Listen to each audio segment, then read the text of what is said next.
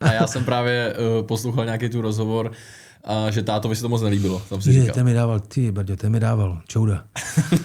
No protože samozřejmě ty, když hraješ, tak si to jako neuvědomuješ, ale kolikrát jako jdeš do hlavy, tak ti to spadne a ty jako místo, aby se díval na hru, no tak se automaticky skláníš pro čelenku a dáváš. Já jsem chvíli taky měl dlouhý vlasy. No, já vím. I právě Culíka, tak a vždycky jsem se vlastně ostříhal, protože mi to vadilo u toho fotbalu. Jako. A ty si s tím odehrál celou kariéru. Já jsem s tím odehrál celou kariéru. Já jsem to vydržel vždycky půl roku max třeba. Já jsem s tím odehrál celou kariéru a vlastně jsem to ostříhal až když jsem vyhrál titul v Turecku. Mm-hmm. To jsme se vsadili, no. Byl Benitez, trenér. Bylo to takový jako trošičku co jste si řekli? Zvláštní, že on mi volal z neznámého čísla, takže jsem to vzal a začal na mě mluvit někdo italsky, jako plynovou italštinou. Takže jsem si samozřejmě myslel, že jsem byl velký kamarád jako s Adrianem Mutu, že si zase někdo ze mě dělá srandu.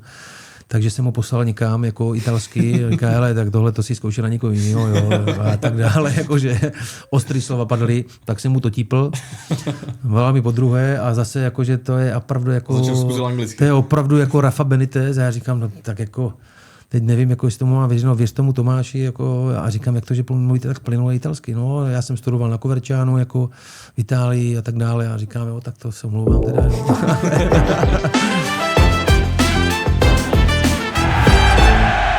Zdravím všechny, vítáme vás u další epizody našeho podcastu Definice fotbalu. Vítám tady Matějdu. Ahoj všichni. Jenom pro vysvětlenou, bohužel taková technická závada se nám stala těsně před natáčením, takže dneska to musíme zvládnout takhle s jedním mikrofonem, ale budeme se snažit, aby to bylo slyšet co nejlépe. Budeme si trošku blíž dneska.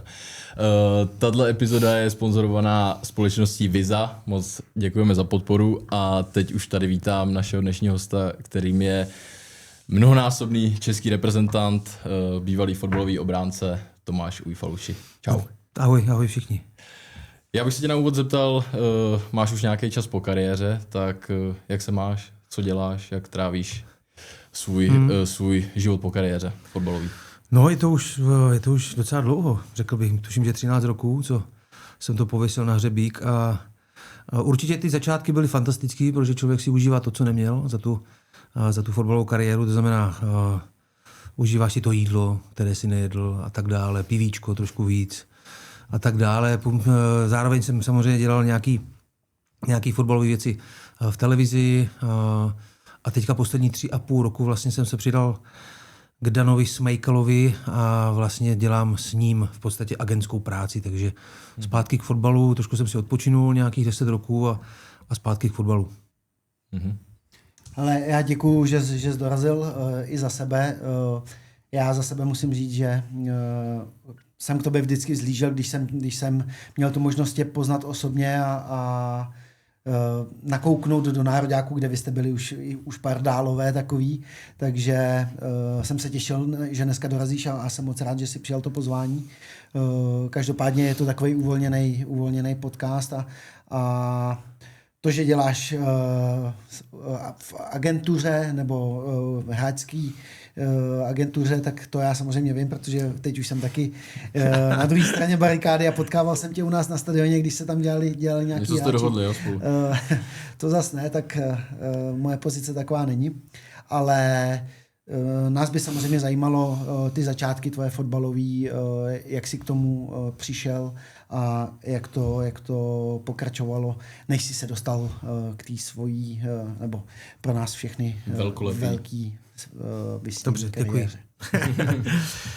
No hele, začínal jsem ve 4 letech. Táta byl fotbalista, takže v podstatě tam asi nešlo nic jiného. Já jsem hrál teda zároveň hokej s fotbalem. V hokeji jsem byl průměrný hokejista, ještě navíc u nás v Rýmařově, kde člověk čekal na to, až bude mrznout a aby se dal hrát hokej.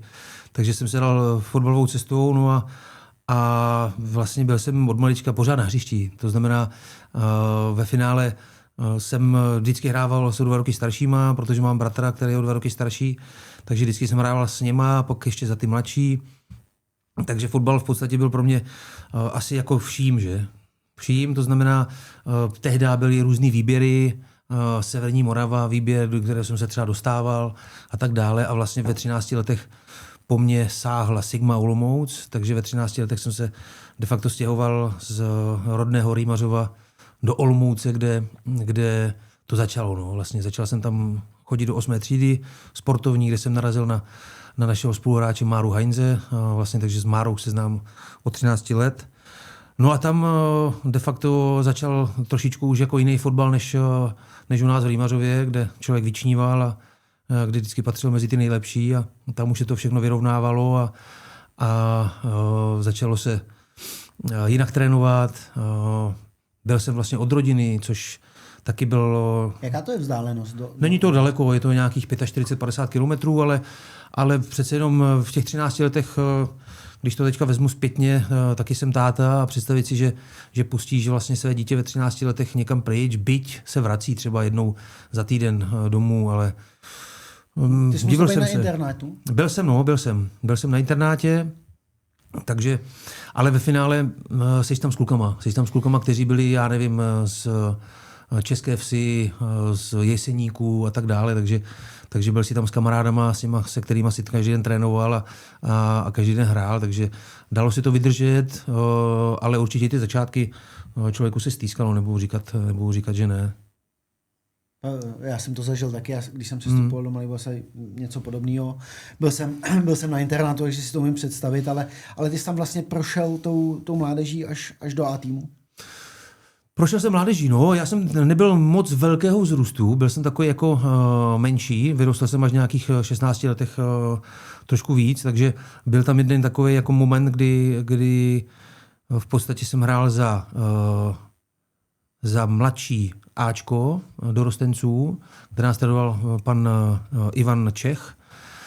A už tehdy jako se spíš jako uchylovali k těm vyšším jako rychlostním typům fotbalistů, takže já jsem trošičku na 2 měsíce asi vypadl z toho hraní, takže jsem byl samozřejmě jako nespokojený, protože jsem si říkal, samozřejmě máš na to a měl bys tady hrát a tak dále, co si říkáme všichni, co nehrávali nikdy. Tak jsem přišel za tátou a říkám mu, hele tati, nehraju tady, jo, prostě jsem naštvaný a chtěl bych se vrátit, no. Takže tam přišla tvrdá rána od táty, říká, nikam se vracet nebudeš, prosím tě, jo. Máš tady 14 nebo 15 roků, makej, jako, a když jako fakt nebudeš hrát nějakého půl roku, no tak se o tom můžeme začít bavit, že? Takže tam určitě zapracoval ten faktor té rodiny, jo, kdybych měl rodiče, kteří mi nefandí a nepodporují mě, tak kdo ví, kde bych skončil. Takže zůstal jsem tam, vytáhl si mě vlastně trenér Karel Trnečka do staršího Bčka dorostu a zase jsem se zpátky vrátil na tu vlnu, hrál jsem a vlastně v nějakých 17 už jsem, no, když táhlo mi skoro na 18, tak už jsem začal vlastně s A týmem, takže bylo to takový postupný posun mezi všema kategoriemi, až vlastně jsem se dostal ke Karlu Bricknerovi, který tehdy vedl Ačko a tam jsem vlastně poprvé začal s A týmem hrát pod ním. Takže ten postup byl, ten postup byl postupnej. Nebyl jsi nějaký úplně extra talent, který by převyšoval ty kategorie? Myslím si, že jsem určitě extra talent byl jsem talent samozřejmě, si myslím, ale jsi jeden z mnoha. Jo? Potom už na té vyšší úrovni si myslím, že měli jsme výborný tým, vlastně z toho staršího dorostu nás šlo do Ačka, tuším nějakých 5 nebo 6 dokonce, byl tam ještě Radim Kénik, jestli znáš Kenoše. No, takže Mára Heinz, Jirka Kromer, já vlastně, byl tam Luboš Trbík, takže bylo nás docela dost, co jsme vlastně naskočili. Ale Žurbánek je mladší, Ale Žurbánek je mladší, ten je jako Radek Kováč, no. Ti jsou, myslím, 8, nebo, ale že možná Kolva je 7-9, ale Urbi je podle mě 8-1, no, nebo 80. Takže byl jsem takovej, už tehdy jsem byl takový ten, který dokázal, jak se říká, jako na obránce trošičku přitvrdit a byl jsem velice komunikativní, vždycky jsem byl velice komunikativní, takže s rozhodčíma taky, takže to si myslím, že onedá jsme se o tom bavili právě s Gustou Chromým, což je vlastně byl to šéf mládeže, teďka trénuje zpátky U19 v Olomouci, tak jsme se o tom bavili, že já už jsem byl tehdy takový ten správný, jako, jak se říká, dacan. V tom, i když jsem být neměl velkou postavu, tak jsem na tom hřišti jako byl cítit, takže to si myslím, že byla možná moje trošičku výhoda. Teďka kolikrát, když vidíte ty hráče, tak sotva na tom hřišti vám řeknou záda nebo sám. Trošku se to změnilo, za nás to bylo jiný. Ale mě by zajímalo, jaký byl ten přechod, když jsi šel do toho Ačka, kdo tam byl jako jeden z těch nejstarších a bylo to tak, jako jsem to zažil já, že jsi jim třeba ze začátku vykal taky? Jo, určitě. Ten přechod byl, musím říct, že nebyl to vůbec jednoduchý, protože přišel jsem do šatny, tehda tam ještě byl Jirka Vaďura, nebo Štíguš, který mezi náma není, tak ten byl vlastně jeden z těch nejstarších s Oldou Machalou. Takže mě posadili vedli Oldy Machaly, já jsem samozřejmě přišel, pozdravil jsem standardně jako dobrý den, takže hned si mě vyhlídl pan Vaďura, hned začal říkat, hele, co to máš za jméno, prosím tě. To nemůže být Čech, jako odkud jsi a takový, no, víme, jak to dokážou ti starší hráči říct, že? takže ten týden nebo těch 10 dnů, co tam byl, on potom přestoupil do Trnovic, tak to nebylo vůbec jednoduchý, protože dával mi velkého čouda a ještě jsem vlastně hrál de facto na jeho pozici, protože on hrál levýho středního obránce, takže když jsem zeptal, doufám, že nehraješ vlevo, tak jsem se mu řekl, ne, já hraju většinou vpravo.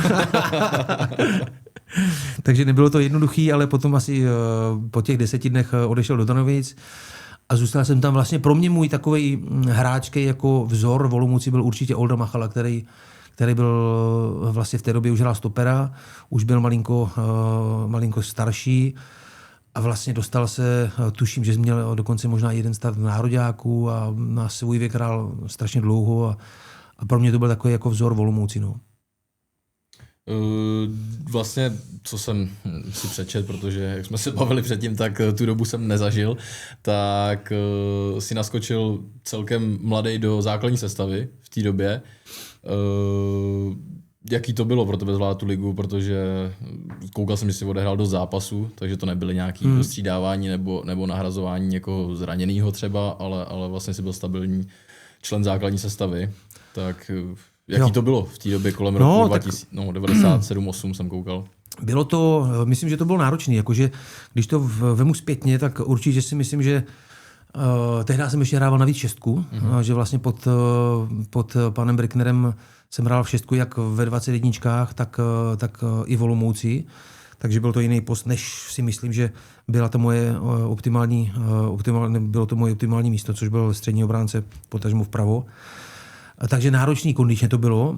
Pamatuju si, že jsem fakt jako musel být trošičku, nebyl jsem až tak kondičně na tom, že si myslím, kdybych to měl zpětně, když nad tím přemýšlím, takže určitě to bylo náročný, potom mě vlastně zpátky vrátili na stopera a tam si myslím, že to vlastně tam začal ten růst jako fotbalový, řekl bych. Jo, tu šestku jsem si tam jako splnil nějakým způsobem, ale určitě si nemyslím, kdybych hrál na šestce, že bych jako postupoval tak výrazně jako v tom fotbalovém, jako v té kariéře.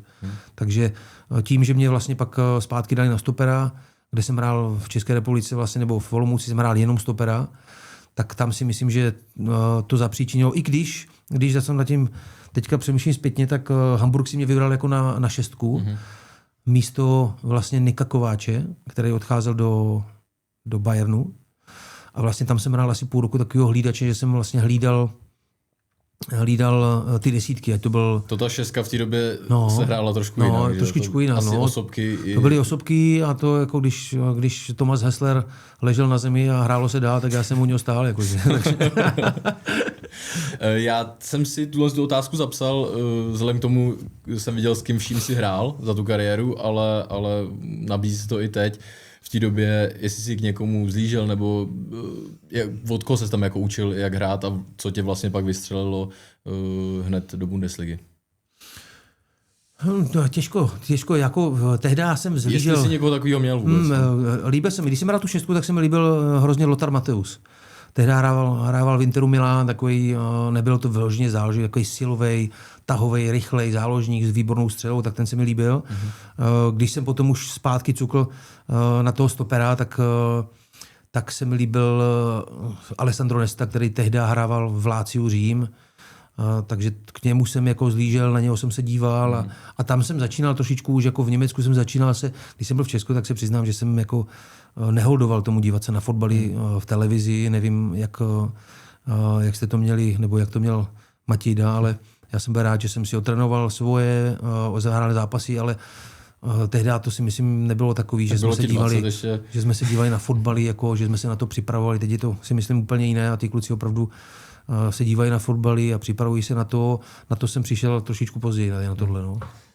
Ale v té době, nebo nevím, myslím si to, že jsem o tom čet, že to byl jeden z nejdražších přestupů v historii jako Sigmy? Když si přestupoval? No, já si myslím, že to nějak plus minus to máme s Márou. Mára šel tuším půl roku přede mnou a tehdy to byly ještě marky. Já si mám takový dojem nějaký, jestli to byly 2,5 nebo 3 miliony marek, to možná bylo a říká se, že vlastně za nás postavili jako 1 nebo 2 tribuny. Jako jo. To jsem chtěl říct, že to bylo na to napojený. Já jenom promiň, do toho vstoupím, jsme tam měli komentáře, jak jsme měli s Půďou, že říkáme ty přezdívky a neříkáme jména těch hráčů vlastně. Tak teď si říkal Mára, já jsem si na to vzpomněl, že jsme mluvili Marek Heinz, no. Ale jenom abychom si na to dali pozor, protože často lidi neví, o kom mluvíme. A s tím já se vždycky ptám těch hostů, ty jsi věděl, že budeš přestupovat do Německa a připravoval jsi se na to jako jazykově? Ne. Nevím, takhle, věděl jsem vlastně tehda, že mě někdo sleduje, že to je Hamburg, že to je vlastně trenér Pagelsdorf, který tehdy byl trenérem. A hrál se vlastně zápas tehdy vložený kolo ve čtvrtek doma s Budějovicema. Volal mi vlastně pan Paska, tehdy jsem byl pod panem Paskou, s panem Lacinou. A říkali mi, hele, přijde Pagelsdorf, jako, jak se snáš, no, většinou jak to bývá, když ti to řeknou, tak hraješ katastrofálně, takže to se potvrdilo i u mě. odehrál jsem špatný zápas. Nicméně po zápase se mě zavolali nahoru vlastně do kanceláře, kde byl ten Pagelsdorf, a který vlastně řekl, hele, jo, dneska to bylo špatný, ale my tě máme načtenýho, vlastně nasledovanýho, takže pojďme to udělat dneska. Takže já jsem vlastně ve čtvrtek po zápase podepsal smlouvu s Hamburkem, šel jsem to samozřejmě jako oslavit s kumpánama, no a v sobotu jsem už vlastně odlítal do Hamburku, kde jsem viděl jednoligové kolo, oni hráli tehdy ještě Champions League, takže v úterý tuším jsem viděl zápas proti AS Řím a v pátek už jsem hrál s Cottbusem první zápas. No. Takže neviděl jsem to, určitě jsem nespoléhal na to, že se uplatním se svojí němčinou ze střední školy, což se potvrdilo, neuplatnil a de facto jsem od začátku toho působení po každém tréninku chodil do školy na 3 hodiny, takže rok jsem chodil do školy, abych co nejdřív chytl tu němčinu. Nějaký základy jsem měl z té střední, ale sami víme, jak to funguje s tím učením. Takže rok jsem fakt chodil, abych začal komunikovat s klukama v kabině, abych se do té kabiny dostal daleko dřív, než kdybych se třeba učil sám, nebo ta škola přece jenom ti dá jako víc. No. Dneska teda mluvíš kolika jazykama? Dneska mluvím německy, španělsky, italsky, anglicky. Jo. Turecky jsem... To nechyt ani, protože jsem de facto ani nemusel, jo. Že spoustu Jihoameričanů tam bylo, se kterými jsem mluvil španělsky, byl tam trenéři, kteří třeba Fatih, který mluvil italsky, jo, spoustu Turků mluví německy, takže jsem se vlastně domluvil takměr s každým. No. Ale těma jazykama úplně plyně.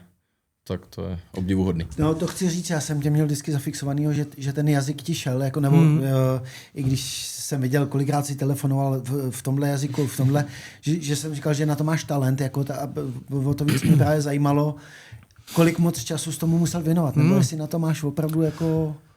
No tak věnoval jsem tomu čas, jak jsem říkal, v Německu jsem vlastně fakt ten rok chodil do školy 3 hodiny denně, protože jednak chtěl jsem do toho proniknout a pokud tam máte kumpána z Česka, já tam měl Máru Heinze, vlastně i Milana Fukala, tak stejně jako inklinujete k tomu, že se bavíte jenom s něma, že nebaví se s těma spoluhráčima v té němčině.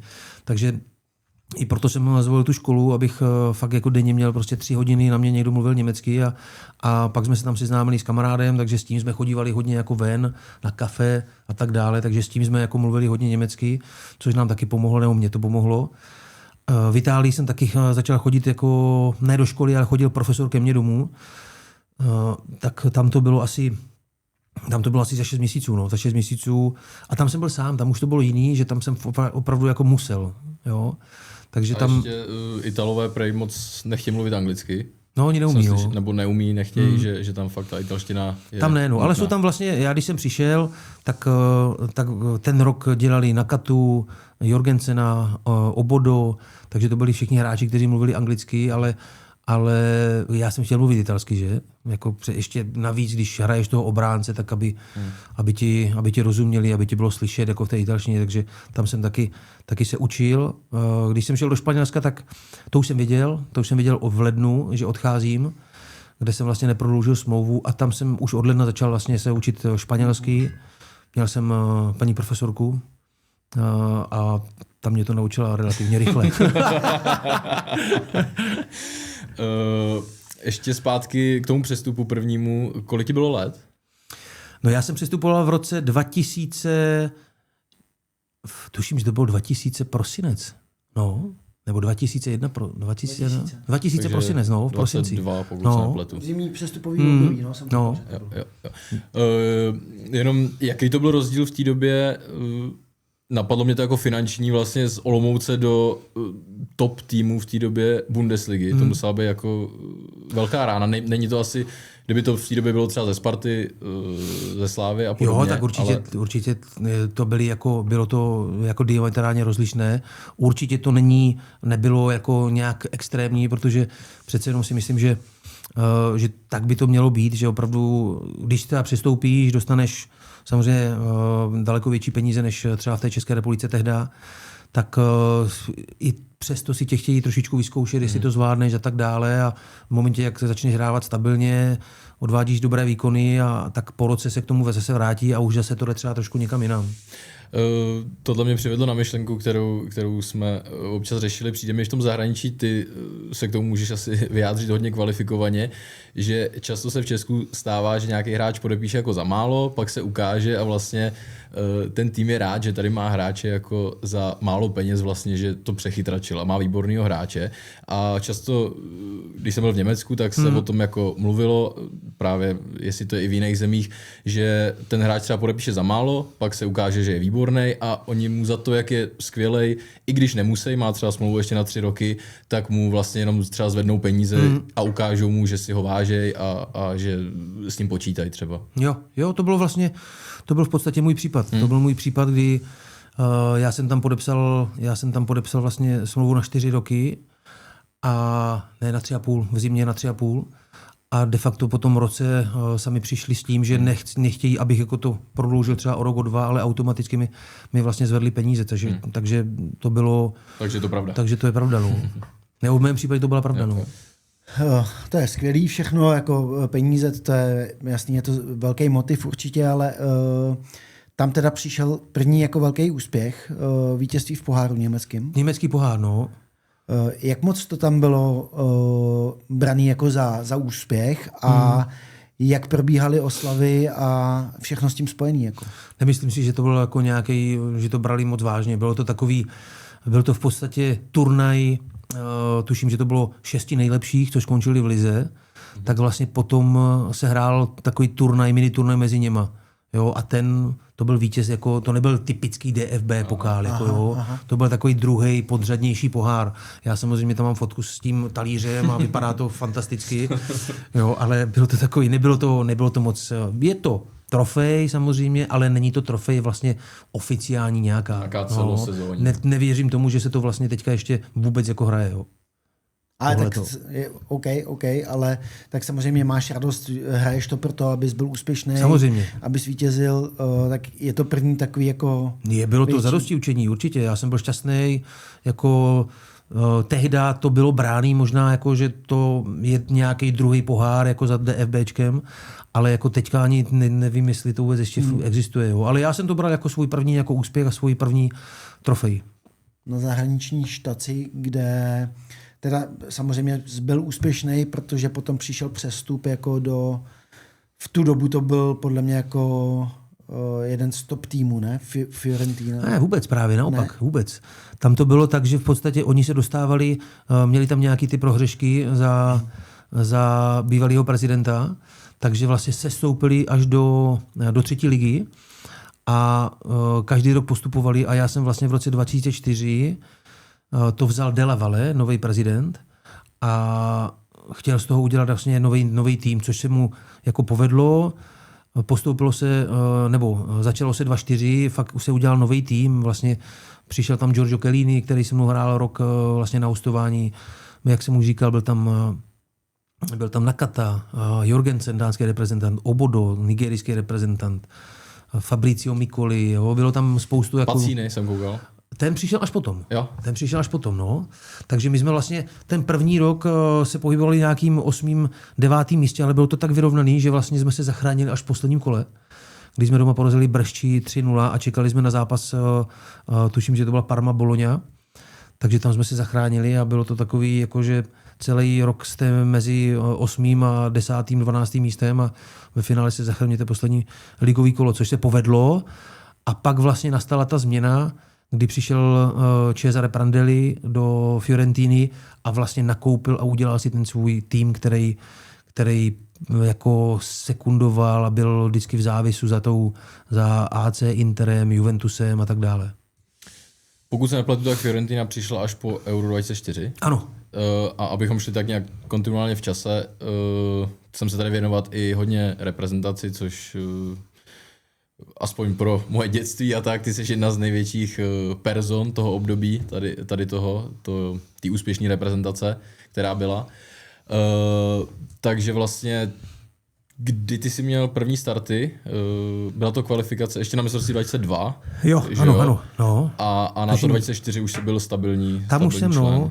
Já jsem v podstatě nikdy těma nároďákama moc neprocházel. V mládeži jsem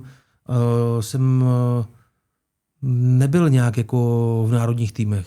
Vím, že jsem potom, když jsem měl nějakých 19 roků, tuším, tak jsem měl 1 nebo 2 starty za 21, to jsem ještě hrál s tou bandou Pavla Horváta, kteří byli jako o 2 roky tuším starší, oni jsou 76, nejsem si jistý. Patrik Siegel a tak dále, takže tam jsem byl na Slovensku tuším jednou s nima a ještě někde. Ale jinak jsem v podstatě začal ten národňák až když jsme se probojovali, nebo když jsme byli na Euro 2000 na Slovensku, tak s Parajem Blicknerem. Za 21. No, za 21. A první start jsem tuším měl, když už jsem byl v zahraničí, to jsem tuším přestoupil, jak jsem přestoupil v prosinci, tak hned ten první sraz, to byl únorový sraz, tuším, že to je, vždycky se volí fotbalista roku, tak tam jsem měl a mám takový dom, že to byla Makedonie. No, první start. No a pak jsem jako tak už jako jezdíval, až jsem dojezdil potom. K tomu se určitě taky dostaneme. Takže ta kvalifikace na mistrovství Evropy 2004 v Portugalsku, tam už vlastně ta kvalifikace měla tu podobu toho týmu, která pak byla na tom mistrovství? Bylo to takhle už? Jo, myslím si, že tam tak trenér Blickner, on se jako vyznačoval tím, že opravdu fakt měl těch 13 jako svých koní, který jako dával, jo. V té obraně tam se to moc neměnilo, tam se vždycky měnil, buď tam byl Bolfík, já, Martin Jiránek, David Rozehnal, jo, na těch krajích tam byl pořád jako Grigera, Zdenda s Markem Jankulovským, jo, tam byl Roman Týce a tak dále, takže tam se to moc neměnilo. I v tom útoku to bylo jako daný plus minus. Barry tehdy vlastně ještě byl takový žolíček, který naskakoval, jo, protože jsme hráli jenom s jednou špicí, takže neměnilo se to moc. Vlastně kluci, to může vlastně Matějda potvrdit, že jako těch šancí jako moc vlastně nedostávali, že? No, my jsme se tady o tom bavili s Matějdou, když byl můj host, tak Matějda to měl těžký na svém postu ještě teda. Ještě navíc, v té době. A tam mě zajímá, jak na to zkrátka vzpomínáš na ten turnaj. Ne, bylo to úžasný. Takhle, už jenom ta kvalifikace byla úžasná, protože jako fakt ten tým byl poskládaný fantasticky, všichni hráli stabilně v těch svých klubech a jako byla to kvalita. Určitě pro nás to bylo fantastické v tom, že když jsme si odbránili svoje, tak už ty balony se k nám moc nevracely. Jo? To si posunul dál, měli jsme tam vynikajícího Galáska Tomáše, který byl jako nepostradatelný pro nás, pro tu obranu, protože jak byly ty kraje útoční, ať to byl Zdenda Grigera nebo Marek Jankulovský, tak opravdu jsme tam zůstávali většinou ve 3 a všichni jako útočili, takže ten byl pro nás nepostradatelný, obrovská černá práce, o které se mu ani moc vlastně nemluvilo a nikdy za to nebyl moc nějak doceněn. Takže bylo to úžasné, vyhrávali jsme, byli jsme tuším 2 roky druzí na světě jako v žebříčku, takže bylo to skvělý a určitě ten šampionát nezačal úplně jako nejlíp, že jsme do toho nevstoupili moc dobře, ale tou silou vlastně, kterou fakt jsme v tom týmu měli, tak jsme to otočili a zahráli se vynikající zápasy a chybělo tam jenom to finále. No. Dostat se do toho finále. To si myslím, že chybělo, že to chtěli jako všichni a jak by to skončilo, to už je další věc, ale aspoň v tom finále být. No. Pro mě je to tím, že jsem byl ještě malý, tak je to pro mě takový abstraktní, asi fakt živě pamatuju až to mistrovství 2006. Ale jednou vlastně, když jsem byl na repre nějaký 21 nebo co to bylo, tak s náma byl Honza Koller a právě nám tam jako útočníkům vyprávěl. Jo, a tak. On byl jako patron. No, něco takového. A měli jsme po nějakém zápase a já jsem byl asi jako nasranej a on mi říkal, tyjo, přál bych ti, aby si zahrál jako na Euro 2004, mně stačilo jenom být ve vápně, to byly balóny, přesně, tam byl Šmicer, Poborský, Nedvěd, Rosický. Mára Heinz, a říkal, to byla nádhera, já jsem na to jenom čekal a samozřejmě on to teda výborně uklízel, ale vyprávěl mi, jak to bylo jako úžasný a jak se hrálo jako s lehkostí. Tomu jsem chtěl... Tebe nejvíc zajímal ten zápas, ano. který zajímá každýho. Ano, zajímá každýho, ale už si o tom asi určitě i ty mluvil hodněkrát, o tom Nizozemsku samozřejmě. Jo. A mě spíš zajímá, když jsem si volal s Matějdou, tak mě zajímá, co se vlastně děje v kabině o poločase takového zápasu, kdy začnete fakt špatně, bylo tam střídání. Zdendy, Grigery, brzo. No. To bylo, že z taktického hlediska, že to pan Brickner viděl, to bylo za stavu 0-2. Ano. A přesně to, co jsi tady říkal, tam prostě ty hráči, co tam byli, každý měl tu svoji pozici v těch zahraničních týmech, tak jak to, všichni to známe, jak to vypadá o poločase, někdy je bouřka, někdy je ticho, někdy je... Jo. Jak to vypadalo tady a kdo si třeba vzal slovo a kdo k tomu měl co říct, jak to tam vypadalo? Já myslím, že to byl Méďa. Já myslím, že Méďa to byl ten, který si vzal to slovo. On nám nechal prostor, tuším trenér, že tam nešel, že to nechá chviličku na nás, a to tam jako vyříkáme, takže Méďa si vzal to slovo, no tak nebylo to nic asi příjemného, prostě byly tam všechny možné nadávky, že to takhle nejde a tak dále. Bylo to jako řvaní zprostý a no. vynadání, nebylo Myslím to si, jako 100%... hoši, pojďte, pokračujme. No tak to bylo v rámci toho, ale u toho se používaly jako ty krásné slova a Poborák taky 100%, takže myslím si, že asi to stálo za to. Mělo to tak být, pak přišel trenér, taky si řekl svoje a ve finále si myslím, že se hrálo strašně na riziko, že v podstatě vzadu jsme hráli pořád 1-1, jako v té euforii, nebo v tom, jako, že pak jsme to snížili, tak si to člověk ani moc neuvědomuje. Já jsem hrál na Nistroje, možná tam mohl písnout penaltu v tom jeden zákroku, jak jsme se tam drželi, jako jo, ale bylo to... Dneska by se podívali, no. No, dneska by se podívali, to je pravda, dneska by se podívali. Zase na druhou stranu možná by to neviděli. Takže bylo to jako emoce neskutečný, ještě potom, když vlastně dáte ten gól na 3-2 a tam všechno vycházelo. Ten Karel Poborský tam hrál pravýho beka, pravýho záložníka, pravýho hroťáka, odběhal to tam, vlastně připravil ještě ten gól, takže všechno prostě vyšlo perfektně a de facto po tom druhém zápase jsme se mohli radovat jako z postupu, což bylo úžasný. A ti, co nehráli, tak si zahráli. No. A šli si zahrát s Německem. Ještě navíc. No. Který sekli.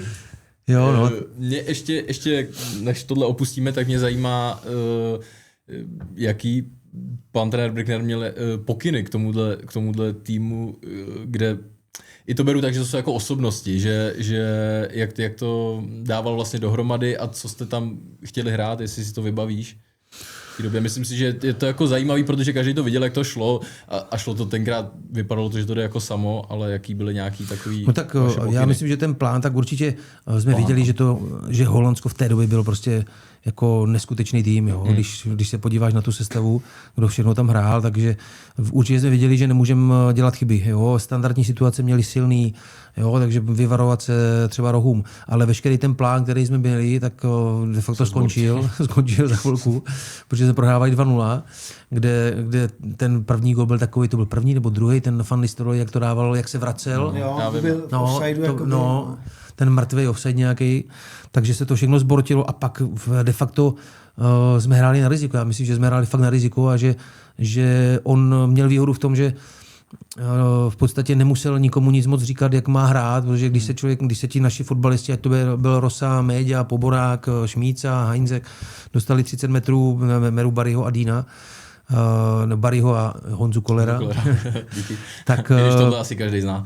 Tak oni prostě jako si hráli to, co jako uměli. Jo. Tam ve finále už to vždycky bylo na nich, vždycky to říkával, že tam už je vlastně ta... To už hrajou srdcem a ne hlavou. Tam už si vymýšlejte, co chcete. Tam už jako on vás může nějak postavit, nějaký muster nastolit, jak bránit a tak dále. Standardní situace, to si myslím, že měl načtený velice dobře. Každý jsme vždycky dostávali jako vlastně sestavu soupeře, jeho silné stránky, jeho slabé stránky, takže v podstatě to ani nemusel, protože ty hráče znal. Měli tam slabý stránky nějaký? Slabý stránky tam, myslím si, že nevím, no. Se nechá lehce vyprovokovat možná nebo něco. A ještě teda poslední k tomu, o tom poločase, když to také zbortí, tak jaká byla taktika na ten druhý poločas právě, protože zajímá mě to vždycky, že asi jeden z nejznámějších zápasů je AC Milan Liverpool, kdy to bylo 3-0 o poločase. A co se vlastně stane, by mě zajímalo, že v takhle důležitém zápase se to dokáže také otočit. Jestli tam bylo něco speciálního, jestli ne, já myslím, že určitě neudělat žádnou chybu a nedostat třetí gól. Jo, pokud možno co nejrychleji vlastně dát, pokud možno co nejrychleji dát ten gól na 2-1, tím se chytit, přiblížit se a jak říkám, tam vycházelo vlastně všechno, byl to zápas na riziko a nenadarmo se říká, že vlastně je to historicky jeden možná z nejkrásnějších zápasů jako mistrovství Evropy. Já bych chtěl potvrdit, já myslím, že ten vztah jakoby vás a kouče byl vlastně nadstandardní a přesně já jsem to vnímal tak, že vlastně on vám ani nic moc říkat jako nemusel. Jakože věděl, že jste fakt skvělí fotbalisti. Ještě ke všemu už jako svým způsobem se dá říct i sehraný, jak si sám zmiňoval, on nechtěl moc sát do sestavy a chtěl to držet tak nějak pospolu a už jste na sebe byli zvyklí, takže si myslím, že, nebo bych si řekl já, že těch pokynů za stolik třeba nebylo a že říkal, vy to uhrajete na tom hřišti, takže vlastně to trošku možná i potvrzuješ, že tam žádný kouzla zázračný nebyly, ale my na to vzpomínáme samozřejmě a celý český národ. Já jsem to viděl na YouTube, no. To já už jsem to sledoval. Tam si říkal, než s tím skončíme, tak potom vlastně tam navazovalo mistrovství světa 2006 vlastně do té... K tomu Řecku nechtěl rádi. Nechci, to jsou takový rány, do kterých se... Já jsem to sledoval, já jsem to prožíval hodně, takže v tu dobu jsem si ani nepomyslel, že bych někdy se třeba v té společnosti mohl objevit, takže mě samotného to mrzelo a bylo mi to líto, takže do toho se... Jo, no tak to Řecko hrálo prostě ten svůj turnaj. Oni fantasticky bránili, vždycky dali jeden gól a postupovali dál. Tam odehrál fantastický zápas celý turnaj, odehrál ten Delas a ten stoper, který z okolností ještě nám dal toho góla. Když se na to člověk podívá potom samozřejmě zpětně, jo, tak se říká, ani si nepamatuju, jestli mi ten Bolfik, René Bolf, jestli mi zavolal třeba záda, proto jsem to jako tou špičkou dal do toho rohu, nebo jestli jsem mohl to kopnout do autu, a to si řekneš teďka, že potom, co víš, že si z toho rohu dostal gól, jo, takže těžko říct, no, bylo to dobře kuplý, byla tam taková mezera, jestli jsem se tam měl posunout já, nebo jestli Šmíca trošku dozadu, je to takový, jakože nedívá se na to moc dobře, no, popravdě. Ale říkáš to dobře, oni měli ten turnaj celý vlastně. Já, když si na to vzpomenu, tak vím, že jsem vždycky říkal, ten další zápas už s tímhletím nemůžou uhrát. No. Pak ten další to už nemůžou. Pak vlastně hráli s našima, to už nemůžou. My jsme v laufu, my je prostě zválcujeme a furt to s tímhletím stylem fotbalu prostě... to dokázali. A do toho tam bylo ještě to debilní pravidlo toho ještě navíc, gólu, že? Což byl asi jeden z největších fotbalových nesmyslů. Omylů, přesně tak, a zrovna s náma. No. Je to tak. Tak se můžeš posunout. Chtěl jsem se posunout právě, protože tak je to vlastně poslední účast do téhle chvíle našich na mistrovství světa. Bereš to jako ten největší, nebo nechci říct zážitek, ale to nejvíc, kam ses dostal? No, tak určitě je to nejvíc, kde jsem mohl jako být. zase z mého pohledu se mi to nepovedlo, takže je to takový smíšený. Ale určitě samozřejmě zahrát si mistrovství světa nemá každý možnost, nebo jenom se tam dostat. Pro mě to skončilo špatně, nebo respektive i pro nás, pro celý nároďák, to skončilo špatně, že jsme vlastně nevyužili tu kapacitu toho týmu na to, aby jsme se z té skupiny dostali dál. No. Určitě to bylo zapříčiněno tím, že jsem dostal červenou kartu s Ghanou v 56. minutě, Honza Polák dostal vlastně s Italama, jo, a neměli jsme podle mě absolutně žádnou jako zkušenost třeba fakt s tím africkým fotbalem. Jo, že my jsme tuším hráli... Honza Koller se ještě zranil. Honza se zranil, no. S Amerikou, no. Že my jsme v podstatě, jestli jsme hráli přátelá se Saudskou Arábií předtím v rámci přípravy a pak na nás naběhla Ghana, kde všichni byli elastičtí, rychlí, prostě byla radost se na ně dívat, ale ne proti něm hrát, že? Teďka už samozřejmě víme, jaký africký fotbal je, ale tehdy vlastně fakt jsme neměli ty zkušenosti a tam jsme dostali jako tvrdou lekci, no, si myslím. Tam ještě díky Petrovi Čechovi jsme dostali jenom 2 góly, mohlo to klidně skončit možná 6 nebo 7. No. Takže to bylo blbý. Přišla Itálie, která byla našlapaná, ve finále vyhrála celé mistrovství a určitě před tím zápasem si říkal, jo, tak musíme se porvat teďka, ale proti Itálii hrát o jednoho hráče míň taky je smrtící. Takže tam se to bohužel nepovedlo a myslím si, že byli všichni zklamaní. Jak my, tak i celý národ, protože pořád ještě věřil, že ten tým, který je takhle poskládaný pohromadě, takže může dojít dál. Vzpomínáš si z těch turnajů na nějaký ten tým, že byl daleko lepší, než si myslel ty hráči třeba, protože to 2004, ty už si teda byl v Hamburku, takže už si hrál proti dost kvalitním hráčům, ale jestli i třeba to Nizozemsko nebo někdo jiný, jestli to bylo něco fakt, co jsi nezažil, nebo co jsi ani nedokázal představit. Myslíš si 2-4? Nebo i to 2006, tam jste vlastně nehrál s tou Itálií. Tak určitě Italové byli vždycky jako výborní v té defenzivě. V té defenzivě byli výborní, měli fantastický tým taky. Tam si myslím, že to byla velice týmová práce z jejich strany a oni jako fakt tehdy měli jako taky, řekl bych, jeden z těch top týmů, jako my jsme měli třeba 2-4, tak oni 2-6 měli fakt ten top tým, který nakonec to vyhrál, ale mě tam určitě nadchly právě ty africký týmy, který jsem vlastně do té doby neznal. Neznal si, jak hrají a říkám mu, tak Hana mi to jenom potvrdila a ve finále teďka, i když se díváš teďka na africký jako zápasy, no tak je to neskutečná rychlost, kvalita, určitě nejsou až tak jako precizní třeba před tou 16, že tu finalizaci nemají takovou, jo, ale jinak jako to fyzično tam nás úplně jako bourají. No. Ale chtěl bych se zeptat, je cítit jako velký rozdíl mezi tím eurem a tím mistrovstvím světa, jako co se týká organizace, zájmu, médií, obecně všech jako sponzorů a tak dále, nebo je to na podobné úrovni? Já myslím, že to je asi napodobný. To si myslím, že spíš s tím mají možná větší práci ti lidi kolem toho fotbalu, ale ty jsi zavřený v tom vajíčku a jsi na hotelu, jezdíš si na tréninky. Určitě, když jsou otevřené tréninky, tak těch lidí tam je podstatně více.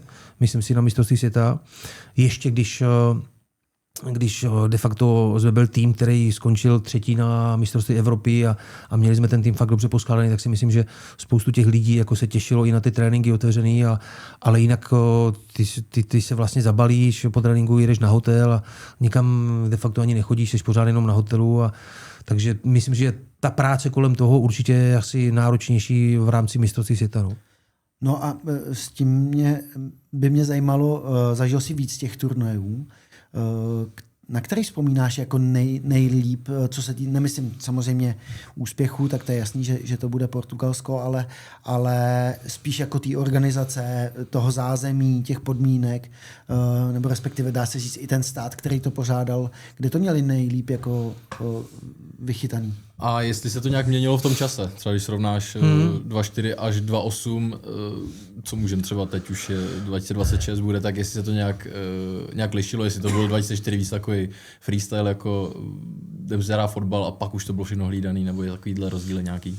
No, tak já myslím, že teďka to je asi na jiné úrovni úplně. Jo? Ti kluci fakt jsou zavření, mají všechno potřebné na tom hotelu, celý hotel zavřený pro ně, vlastně neopouští hotel. My jsme za nás, to bylo, když si vemu 2-4, tak to bylo v Portugalsku, bylo to na golfovém hřišti, kde jsme vlastně měli hotel, fantastický zázemí.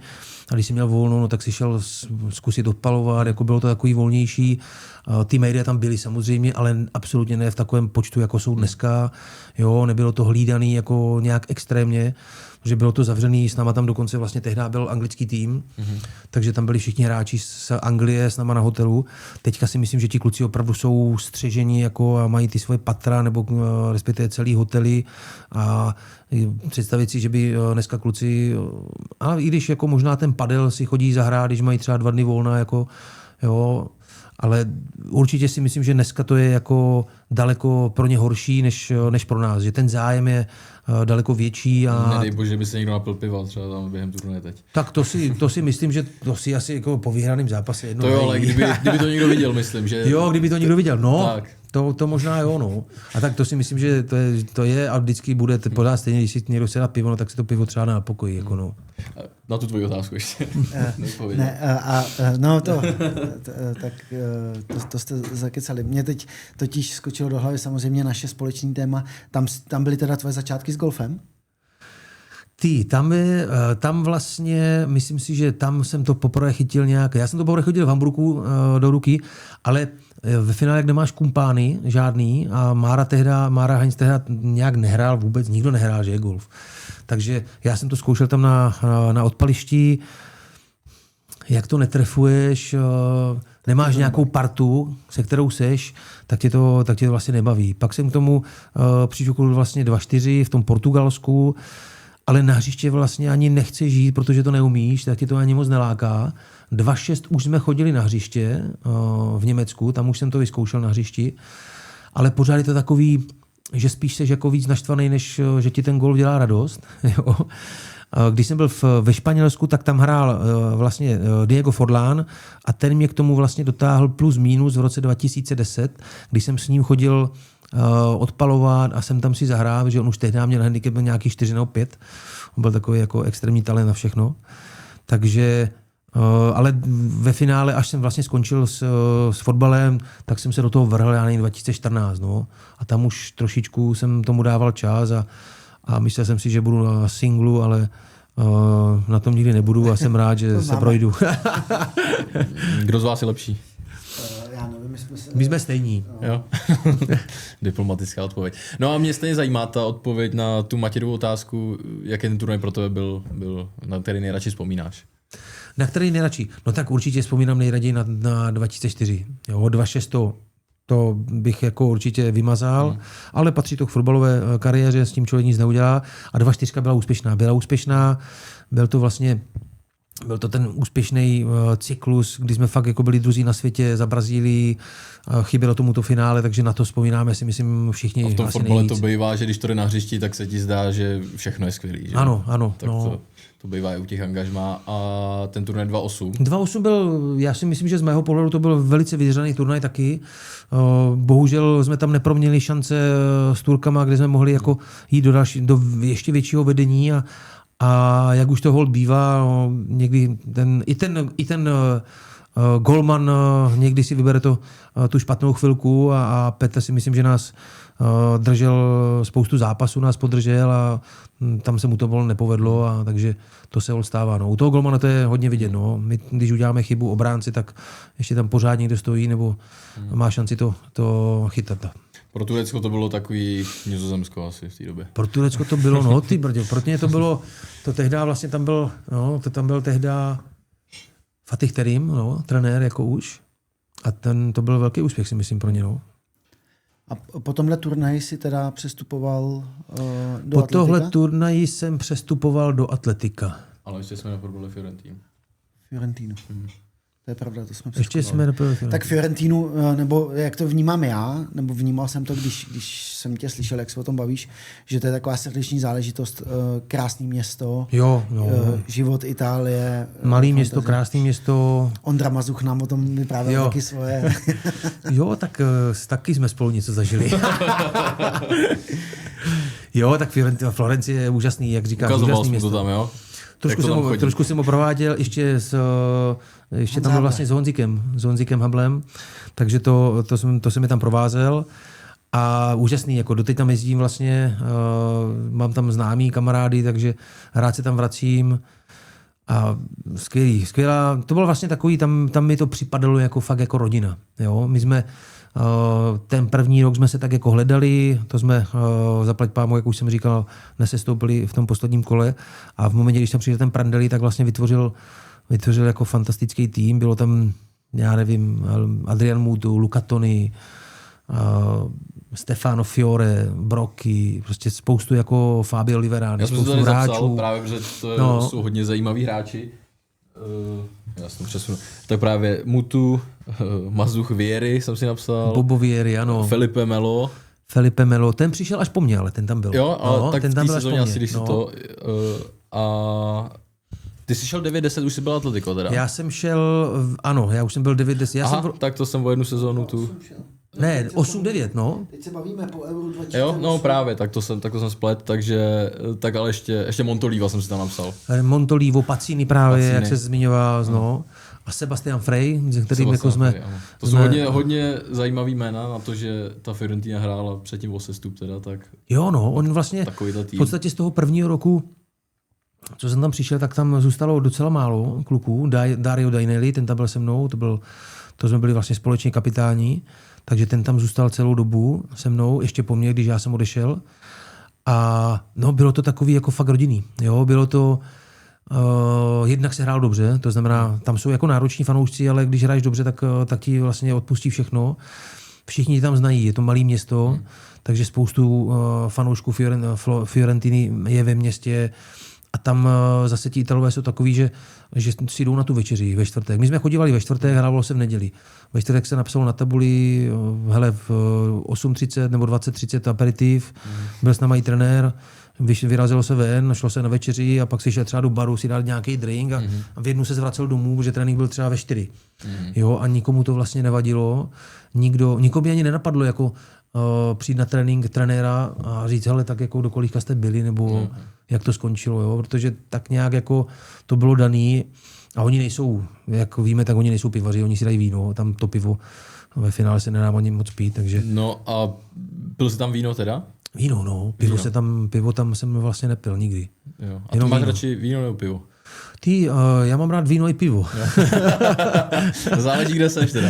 No tak určitě, jako když máš dobrý pivo, tak mám rád pivo. Mám rád určitě tady pivo tankový, tak to si dám velice rád, ale jako samozřejmě, když seš někde v Itálii nebo ve Španělsku, tak tam to pivo jako nepiju, no, tam si dám víno. Tam nám právě Mazda říkal, že začínal mekáčem a tak dále. Takže já zase naopak, když jsem přišel vlastně k vám, bych řekl, k vám do nároďáků a viděl jsem, jak vy, ty, Mára Jankulovský, hodně prostě, jak jste už naučený na to jejich jídlo, prostě těstoviny, parmazán, jo, a všechno takové, jako mně přišlo, že hrozně pomalu jíte. Jo, no. Což mi přijde, že se naučíš asi tam. Jako. Jo, určitě. Tak toho si všimneš, no. Když sedíš do toho stolu, oni si rádi vykládají, že? Takže oni si rádi vykládají to jako pomalu jí, takže nebylo to nikdy moc příjemný, když jsi tam přišel a vlastně měl jsi to za 2 minutičky v sobě a teďka si říkal, co, jako, a ještě si moc nemluvil, že? Takže jsi tam seděl. A tak si naučil, jak jsem se naučil italsky, jak už jsem se zapojoval do konverzace, což bylo důležitý a trošičku pomaleji jsem jako jedl. No. Já vím, že trenér Brickner...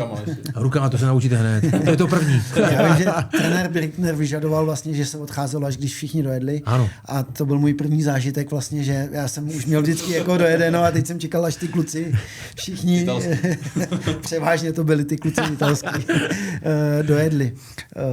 Takže to jsem si myslel, že jako život Fiorentina... Jo, život je jako úžasný. Je to jednak turistické město, nádherný počasí, skvělé jídlo, studentské město také, jo, takže tam v podstatě bylo všichni. Tam za mnou jezdili nejvíc jako známí, kamarádi, rodina, protože to každý jako chtěl vidět, že?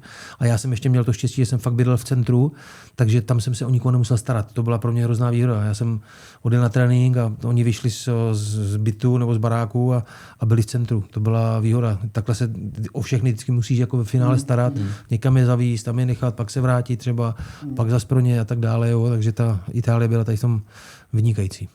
A k té Itálii, tam jsi nechal narůst ty vlasy dlouhý? Ne, to už jsem měl. To už jsem měl, začínal mít na olympiádě. Na olympiádě už jsem měl svoje první mikádičky. Takže vlastně celou kariéru... myslím si, že od nějakých 21 let jsem to nechal růst, že tehdy se mi, vidíš to, teď jsem na něco přišel. Olympiáda v Sydney, jo? Ano, tehdy se mi líbil totiž, jak jsem hrával tu 6, tak se mi líbil, ty ho nebudeš znát, ale Matějda ho bude znát, Matias Almeida. Yeah. Z Lácia. Dlouhý vlasy, čelenka, tlustá čelenka, hrál 6, tak na toho jsem se díval a říkám, ty brdě, to si nechám narůst. No. A já jsem právě poslouchal nějaký tu rozhovor, a že tátovi se to moc nelíbilo. Tam si říkal. Ten mi dával, čouda. No protože samozřejmě ty, když hraješ, tak si to jako neuvědomuješ, ale kolikrát jako jdeš do hlavy, tak ti to spadne a ty jako místo, aby se díval na hru, no tak se automaticky skláníš pro čelenku a dáváš. Já jsem chvíli taky měl dlouhý vlasy. No, já vím. I právě Culíka, tak a vždycky jsem se vlastně ostříhal, protože mi to vadilo u toho fotbalu. Jako. A ty jsi s tím odehrál celou kariéru. Já jsem s tím odehrál celou kariéru. Já jsem to vydržel vždycky půl roku max třeba. Já jsem s tím odehrál celou kariéru a vlastně jsem to ostříhal až když jsem vyhrál titul v Turecku. To jsme se vsadili, no. No bylo to takový tvoje poznávací znamení a je pravda, jak to říkáš, že si to i vybavím nějaký záběry z repe, kdy třeba od hlavičku jako řídíš a upravuješ si u toho tu čelenku. A táta ten mi vždycky volal hned po zápase, jako no. To bylo. A tam si právě ještě v tomhle rozhovoru si říkal, že když to dneska vidíš jako u těch mladých, takže ti to vlastně taky vadí. Jo, ano, tak bych je ostříhal všechny. Takže je to prostě klasický vývoj. Ano, za nás tak. To bylo. I takový trenéři byli, co řekli, že se musí ostříhat, že to taky jsem zažil. No, jo, to byli, no. Řekli, že... Mně to teda nikdo neřekl, ale vím, že byli, no. Ale ty jsi teď mluvil teda o té Florenci. Já když o tom přemýšlím, tak vlastně všechny destinace, kde jsi byl, podle mě byly jako zajímavý města. No. V tom jsem měl obrovský štěstí. Jo, že Hamburg je úžasné město. Jo, tehdy se hrál dobrý fotbal, skvělý stadion, jediný tým, který vlastně tehdy nesestoupil do druhé Bundesligy, což se potom za ty roky a Florencie, Madrid, Istanbul a člověk žije v Praze, no tak já nevím. No, zajímá mě teda, jestli jsi to vybíral takhle, anebo to přišlo, jestli jsi měl třeba na výběr a vybral jsi podle té destinace třeba někdy. Určitě, když jsem šel z Hamburku, tak vždycky ten můj sen byl jako obránce jít do Itálie. Jo? Protože tehdy už se vidělo, že v Itálii se pracuje fantasticky, takticky, obrana, posuny a tak dále, což u nás, neříkám, že se nedělalo, ale určitě se to nedělalo tak precizně jako v Itálii. Takže to byl můj sen, dostat se do Itálie. To, že to byla Fiorentina, to vlastně byl trošku risk v tom momentě, protože postupovali ze série B do série A, takže nevědělo se, co od toho očekávat, ale já jsem prostě chtěl jít do Florencie, takže jsem zvolil tuto cestu. Do Atletica Madrid, tam jsem měl na stole Liverpool, kdy mi volal Benitez, trenér, a bylo to takový jako trošičku co jste si řekli? Zvláštní, že on mi volal z neznámého čísla, takže jsem to vzal a začal na mě mluvit někdo italsky, jako plynovou italštinou. Takže jsem si samozřejmě myslel, že jsem byl velký kamarád jako s Adrianem Mutu, že si zase někdo ze mě dělá srandu.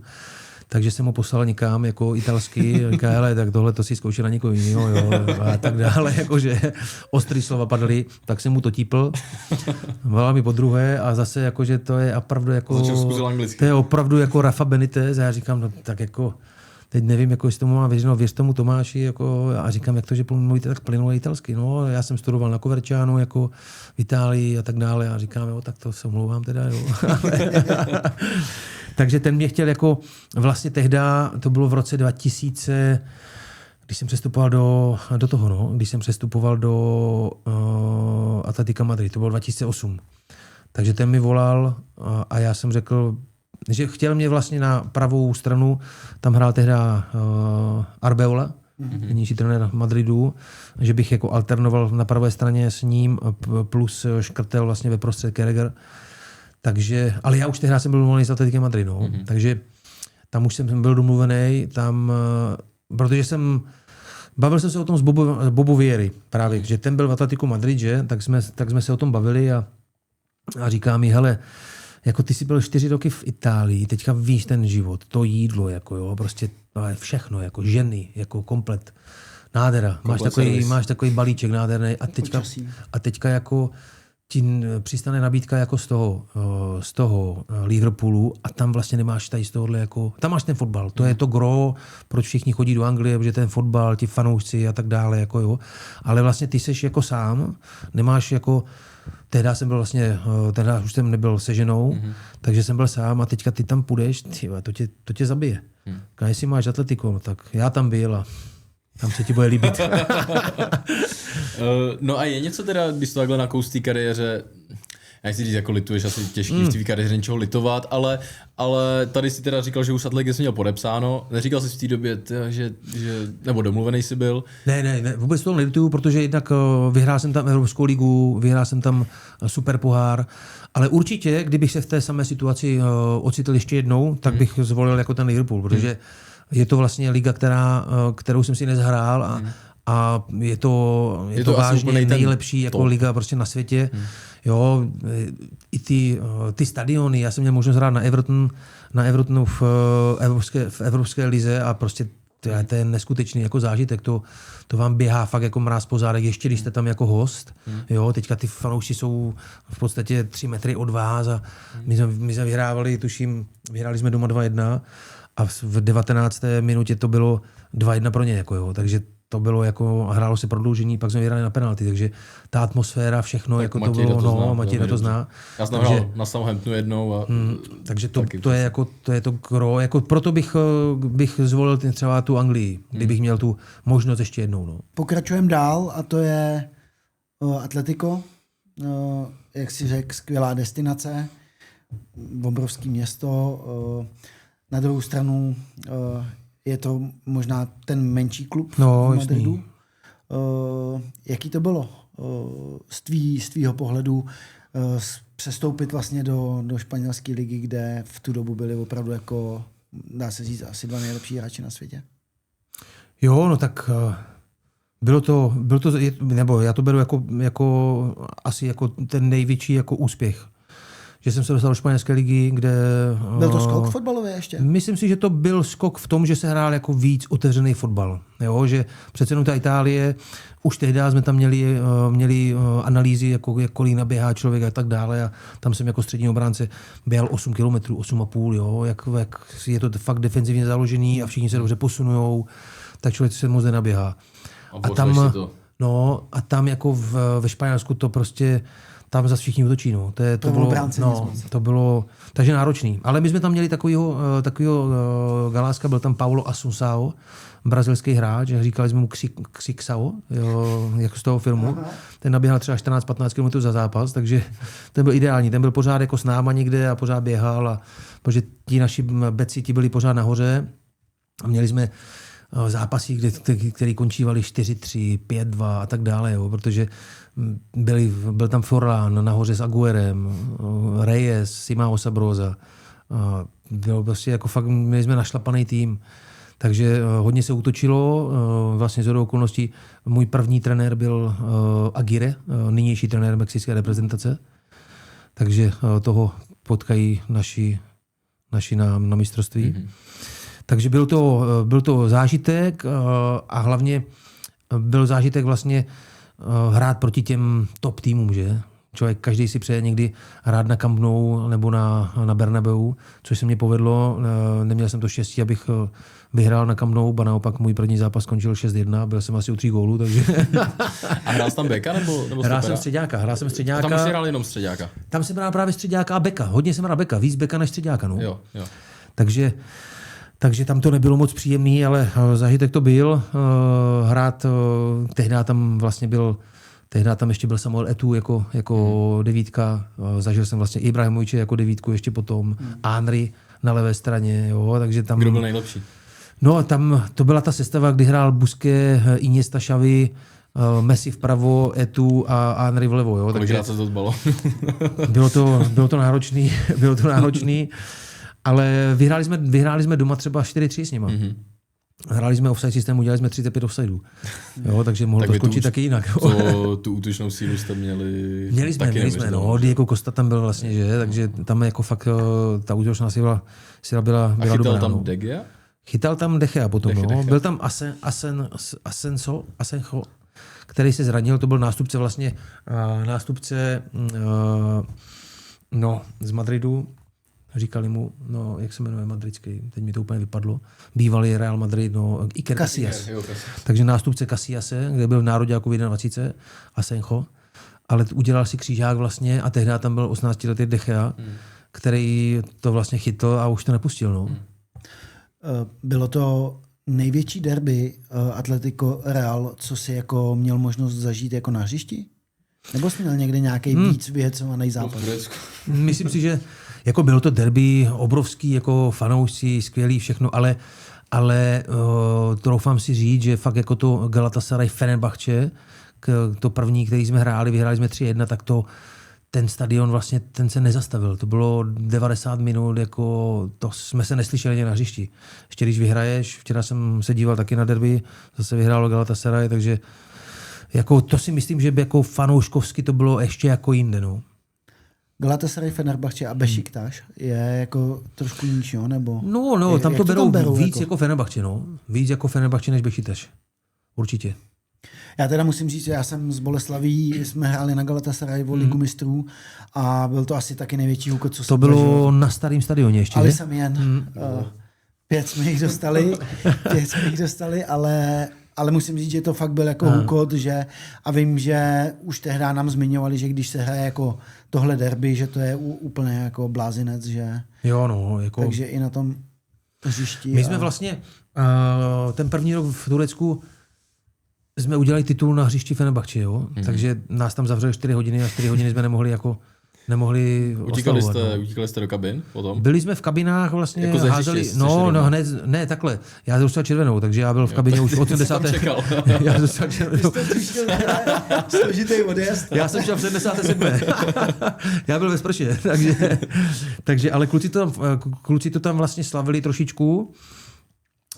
Pak všichni šli do kabin, protože oni tam začali zapalovat jako sedačky a tak dále, takže 4 hodiny nás drželi tam a 3 hodiny jsme jeli ze stadionu vlastně Fenerbahce na stadion na tu naši bázi, jako, což bylo jako neskutečný. A teďka byl to první ligový titul a chceš to trošičku uslavit a oni to neslaví. Jako, neslaví to, jakože.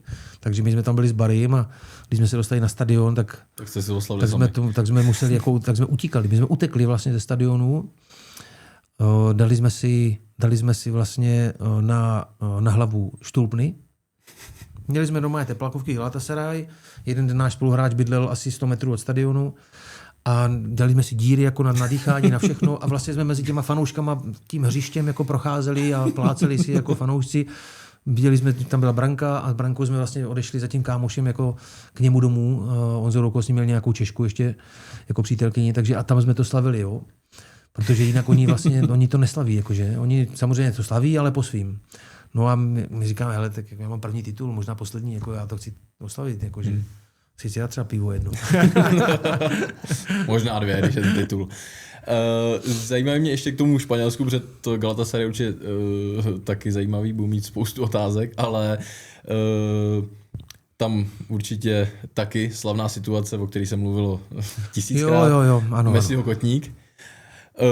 Všichni jsme to viděli, všichni už taky o tom mluvil. Mě zajímá, jak z pohledu hráče, jak si vnímal ten tlak, protože si myslím, že podobná situace teď stala třeba Radko Gudasovi, který vlastně jednu z největších hvězd z NHL ošklivě zranil, jako nešťastně. A ty jsi byl vlastně v té, řeknu, skoro stejné situaci. Tady to teda myslím si, že Gudim to má horší. jo, že vlastně on ho opravdu jako zranil. Jo, to je pravda. U mě to vypadalo jako, že to není dobrý, protože ten kotník opravdu jako natekl hned jako po tom zákroku, takže tam si myslím, že ty myšlenky, že fakt má nějaký vazy jako špatně nebo urvaný, mohly být, ale zaplať pán Bůh to dopadlo, takže tuším 14 dní nebo 3 týdny nehrál a pak skočil do zápasu a byl jako v pohodě, jo, takže těžko říct, jak by to dopadlo, jo, kdyby mu fakt jako ten kotník jako zlomil nebo něco, vůbec si to v podstatě nedokážu si to ani představit, jako, protože on je takový, on je z gumy, on připadá mi, že nebyl nikdy jako zraněný díl nebo něco vážného, takže nevím ani, jak by to dopadlo, ale bylo to nepříjemný určitě. No zajímá jako. mě právě, jak si cítil třeba tlak v tom Španělsku a jak se s tím pral sám, jestli se něco bude, nebo jestli ti to bylo jedno, nebo jak to bral? No tak nebylo to příjemný, protože samozřejmě byl to Messi, to znamená, ten zájem byl obrovský, já jsem musel udělat tiskovou konferenci, veřejně se mu omluvit, jako kdyby bylo na mě, tak a jako... cítil jsi to tak, nebo jsi to měl přikázaný? Přikázaný, to bylo přikázaný. Jako tohle vlastně bylo z úst prezidenta, ať ještě večer ten den toho zápasu jsem musel se omluvit jako do televize, pak byla tiskovka další den, jako jo, takže bylo to nepříjemný, pořád někdo volal. Jo, a ten prezident bylo, že mě poprosil, abych to udělal, jako, že to vlastně bude i dobrý na to, že nedostanu třeba větší trest, takže jsem dostal ve finále 3 zápasy, oni chtěli 12 zápasů. Jako, jo. Takže možná i kvůli tomu, že jsem byl takový vstřícný, že jsem fakt jako všude chodil a byl a omlouval se a tak dále, tak jsem dostal jenom v úvozovkách 3 zápasy. Takže to bylo nepříjemný určitě bylo, když jste pak přijel na Camp Nou, hrál si proti Barceloně a celý stadion na tebe zval jako asesíno, jako vrahu, tak to taky nebylo příjemný, no, ale zaplať pán Bůh, nejsou to stadiony v Anglii, že tam jsou trošičku dál. Takže jsem si tam nějak odkopal, ale jako nic příjemného to nebylo. No. Tady jsem byl v Česku jsem byl řezník z Madridu.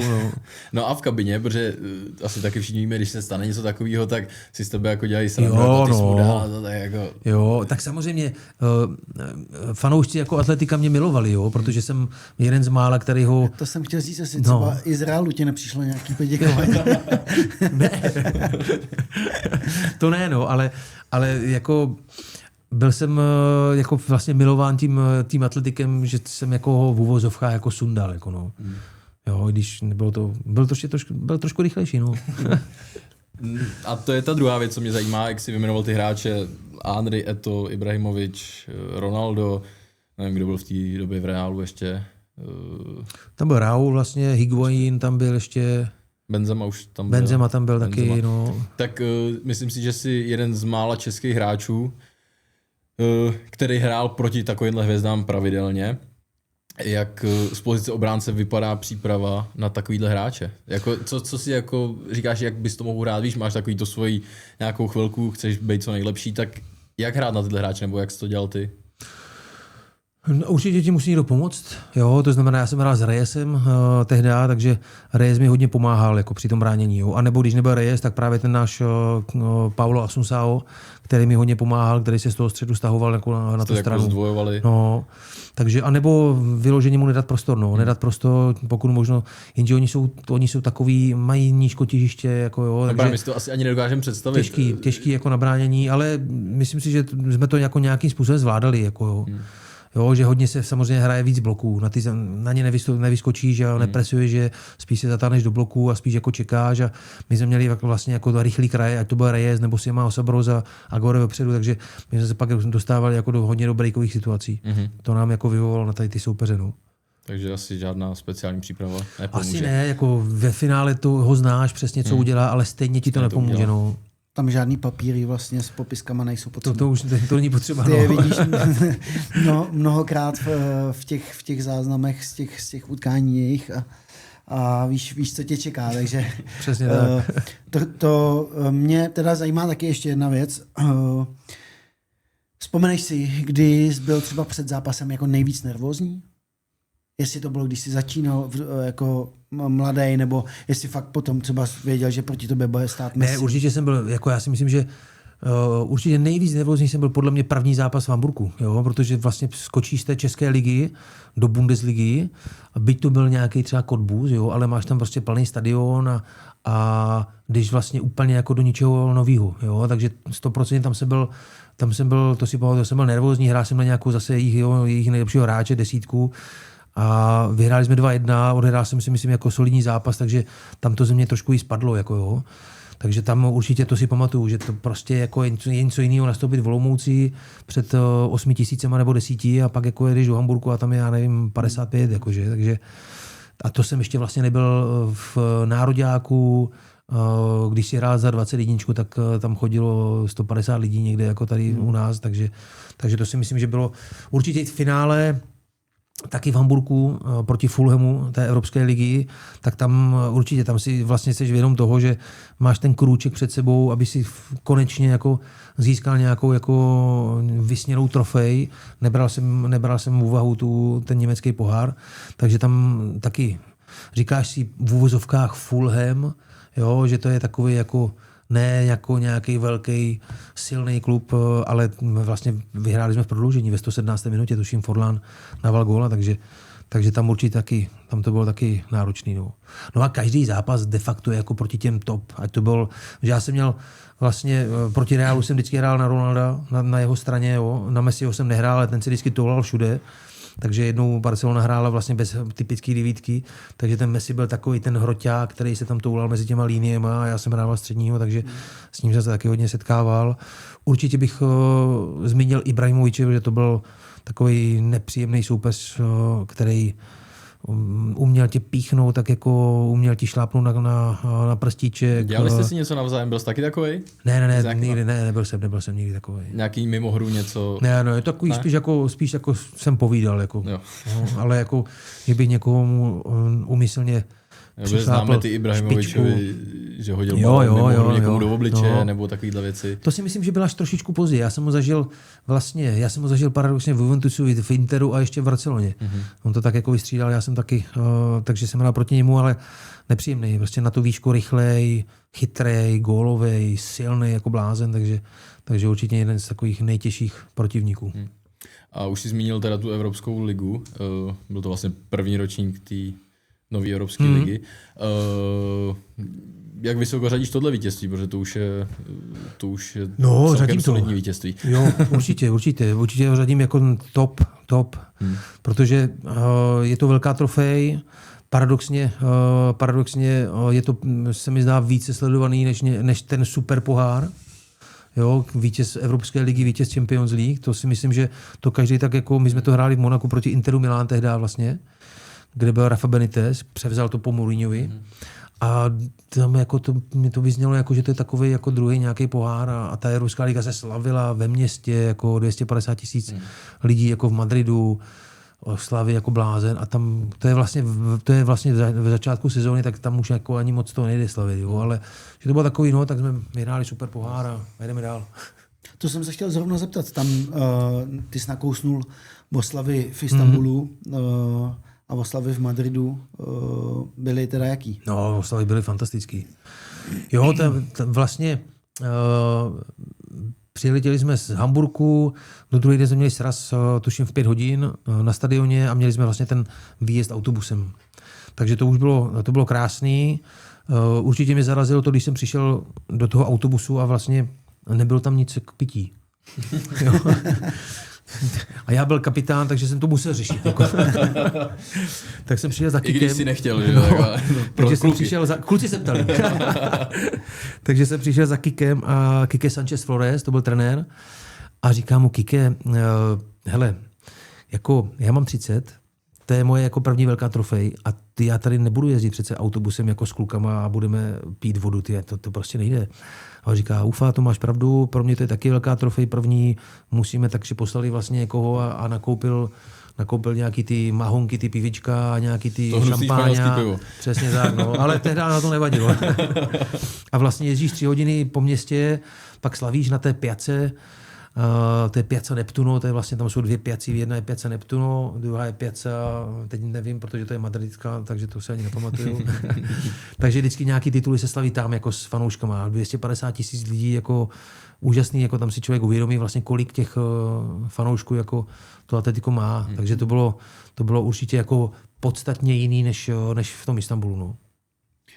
A po teda velkým, nebo po úspěšném angažmá v Atletiku přesun do Galatasaraje, to probíhalo jak? To by doběhla smlouva?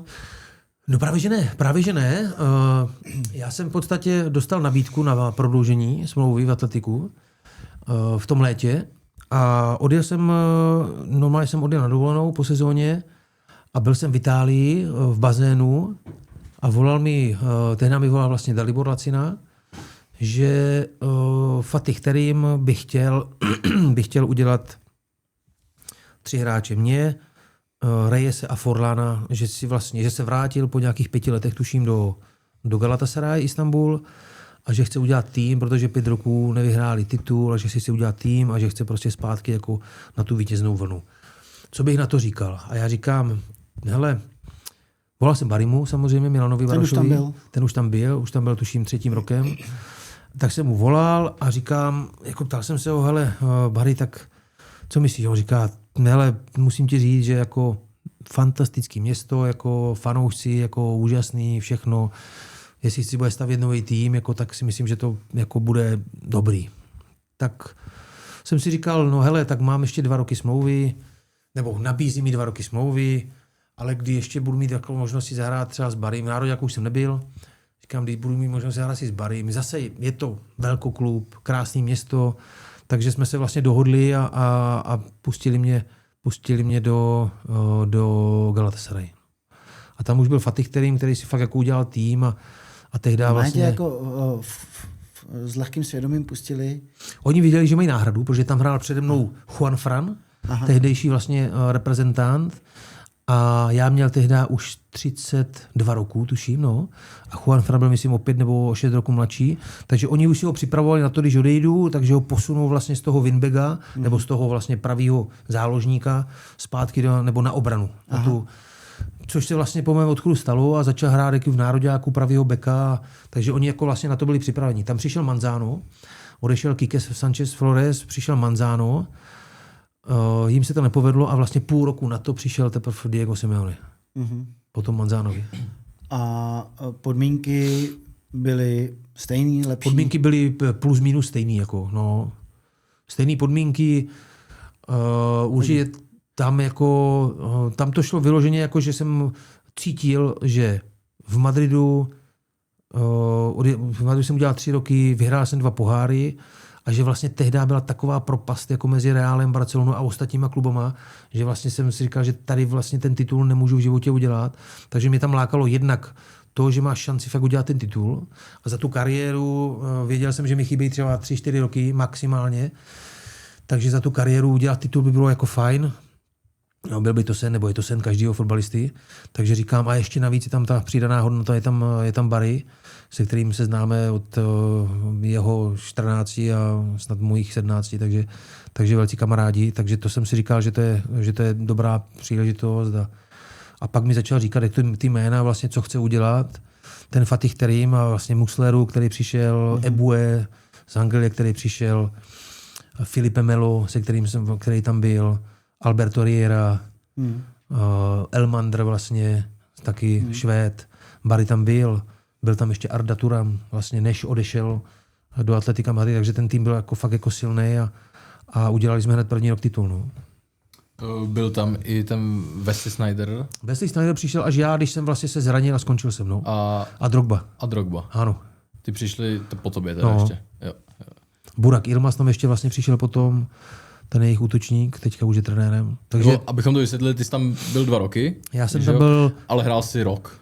Přesně tak. Já jsem se zranil vlastně, ve 2. roce jsem se zranil. No. A celou sezonu si nehrál? Celou sezonu jsem nehrál a pak už jsem vlastně se připravoval jako na roli sportovního ředitele. Byl jsem tam vlastně půl roku za Manciniho. Ale zjistil jsem, že v podstatě nemám čas se dostat domů, absolutně. A moje dcera začala chodit do školy, takže jsem přestala vydávat a to se mi moc nelíbilo, takže jsem se rozhodl, že se vrátím do Česka a že vlastně uzavřu tu kapitolu tam. No. A ještě si šel do Sparty. A ještě jsem zkoušel, jestli to koleno něco vydrží, ale nevydrželo nic. Jo.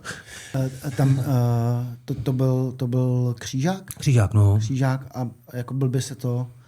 Byl by se to, no. Tak já jsem tě vlastně pak ještě potkal ve Spartě a viděl jsem, jako, co všechno si dělal pro to, aby si ještě naskočil, jako makal si, ale evidentně to prostě jako nešlo. No, tak jako ono ti pak už ztratíš jako tu chuť, víš, jako pořád to leduješ, a trénuješ jeden den a pak 3 dny netrénuješ, jako jo, a pak si naskočíš do zápasu, ale úplně cítíš, že to není ono, jako víš, že to je prostě, že ti tam chybí 30-40%, že to není to, co jsi byl zvyklý. Ale já můžu se zeptat, jak se to stalo? Já si to nevybavu, nebo byl nějaký špatný zákrok, nebo sám si... Ne, to bylo normálně jako v rámci tréninkového zápasu. My jsme hráli tréninkový zápas, když jsme hráli neděle, tak vždycky ve středu byl tréninkový zápas třeba s Cčkem, Galatasaray, s mladými klukama. A já jsem už přesně jsem to cítil, že jsem byl unavený, hodně zápasů, že jsem odehrál úplně všechno. A já jsem říkal Fatovi, Fatih, jako nechci hrát, jako nedaj mi tam, já jsem fakt unavený, jako já si chci odpočinout, hrajeme v neděli sice až počínat půlku. No tak jsem šel půlku a vlastně jsem se vytočil špatně jako v trávě a úplně jsem slyšel, jak to křuplo. To jsme vlastně se dostali do Champions League, čekal nás Manchester United, všechny ty zápasy, takže vlastně jsem přišel a už jsem to věděl, jako já už jsem to věděl a říkám, tak to nebude dobrý. No. Za 4,5 nebo za 5 měsíců jsem začal už trénovat jako s balonem všechno a šup a křupl mi meniskus. No. Takže další 2 měsíce meniskus a tam už jsem říkal, no tak tam už nevidím jako cestu zpátky. No. To bylo nějaký tvoje první vážný zranění během té kariéry? Ne, to ne. Měl jsem už na začátku kariéry vlastně v 18, v 19 jsem měl, ne, v 18 tuším křížák na začátku, ale tam jsem tomu dal jako... Noze? Ne. Ale tam jsem tomu dal jako fakt třeba 10 měsíců, takže vlastně pak jsem neměl nikdy žádný problém, no, nebo doteď nemám problém. Tak ono dřív i ten křížák se vždycky říkalo, že na rok. To je rok, no. To si asi ono se to teďka se to dá urychlit, no. Teď mi přijde, že je to, já nevím, za půl roku, že občas ty hráči hrajou. No, já mám takový dojem, že Tomáš Sivok snad za 4,5 měsíce hrál jednou. Ten byl nejrychlejší asi, co já pamatuju, ale operaci si teda absolvoval v Turecku? Ne, jel jsem sem do Česka právě. Měl jsi domluvený, že můžeš být... Pustili mě tady, vlastně jsem rehabilitoval tady a každý měsíc jsem tam jezdil za nima se podívat. Jo. Na kontrolu. Já mám vlastně tu otázku, kterou jsem ti dával na začátku, teď už jsme skoro u konce té klubové kariéry, tak měl jsi během té kariéry nějakého mentora svýho, nějakého... Ne. Neměl jsi nikdy nic takového? Tak ty jsi byl vždycky vůči osobnou, byl jsi všude kapitán, že jo? No, tak... ale o to ani nejde asi, ale neměl jsem. Říkám, když jsem byl malý, mně se líbil ten Mateus, líbil se mi ten Almeida. Ale někdo s kým jsi jako hrál? Ne, vůbec. Neměl jsi nic takového. V tom začátku ten Olda Machala, jako jo, určitě, tak ten... Ale z těch světových hvězd už si jel to svoje. No, to jsem si jako jel to svoje. No. A ještě mě zajímá Galatasaray, byl tam Semih Kaya? Semih Kaya, samozřejmě. Semih Kaya s tebou. Semih Kaya, Já jsem pak zažil na Spartě. No jo, ale Semih je fantastický kluk, dodnes jsme spolu v kontaktu a vlastně vyhlásili jako nás nejlepší obránce jako za rok, vlastně když jsme vyhráli, protože ho nikdo moc neznal a my jsme hráli spolu celý rok, on byl mladý, on byl 21 nebo 22, no, zahrál fantasticky, on byl rychlej, no, vypadal trošičku, no, když už byl ve Spartě, vypadal na 40. No. Já jsem si říkal, že přivádí nějakého důchodce a mu bylo 27 nebo kolik. No, ale on potřeboval jako vedle sebe nějakého takového vůdce, takového lídra, který ho bude pořád jako peskovat. A no, kolikrát jsem viděl ty zápasy tady a bylo mi ho až líto. Jako no. No to je hrozně zvláštní vlastně, když já jsem pak viděl, on odešel ze Sparty na hostování do Galatasaray, tam přivítal celý stadion úplně jako nějakou legendu. Oni a tady teda po něm každý šlapal. Já vím, no. No tak samozřejmě, píše se v novinách, kolik bere a nebere, jako jo, a to prostě to ti naši jako nemají rádi lidi, no. On tenkrát ze Spartou, on už byl nějak vyřazený z kádru nebo nevím co a museli ze Strahova, nebo z Letný jsme jezdili na Strahov trénovat a on vlastně rozstřelil auto nový a on měl nějaký Mercedes, já se v tom nevyznám, ale nějaký to AMG, jak Batmobil to vypadalo, nevím.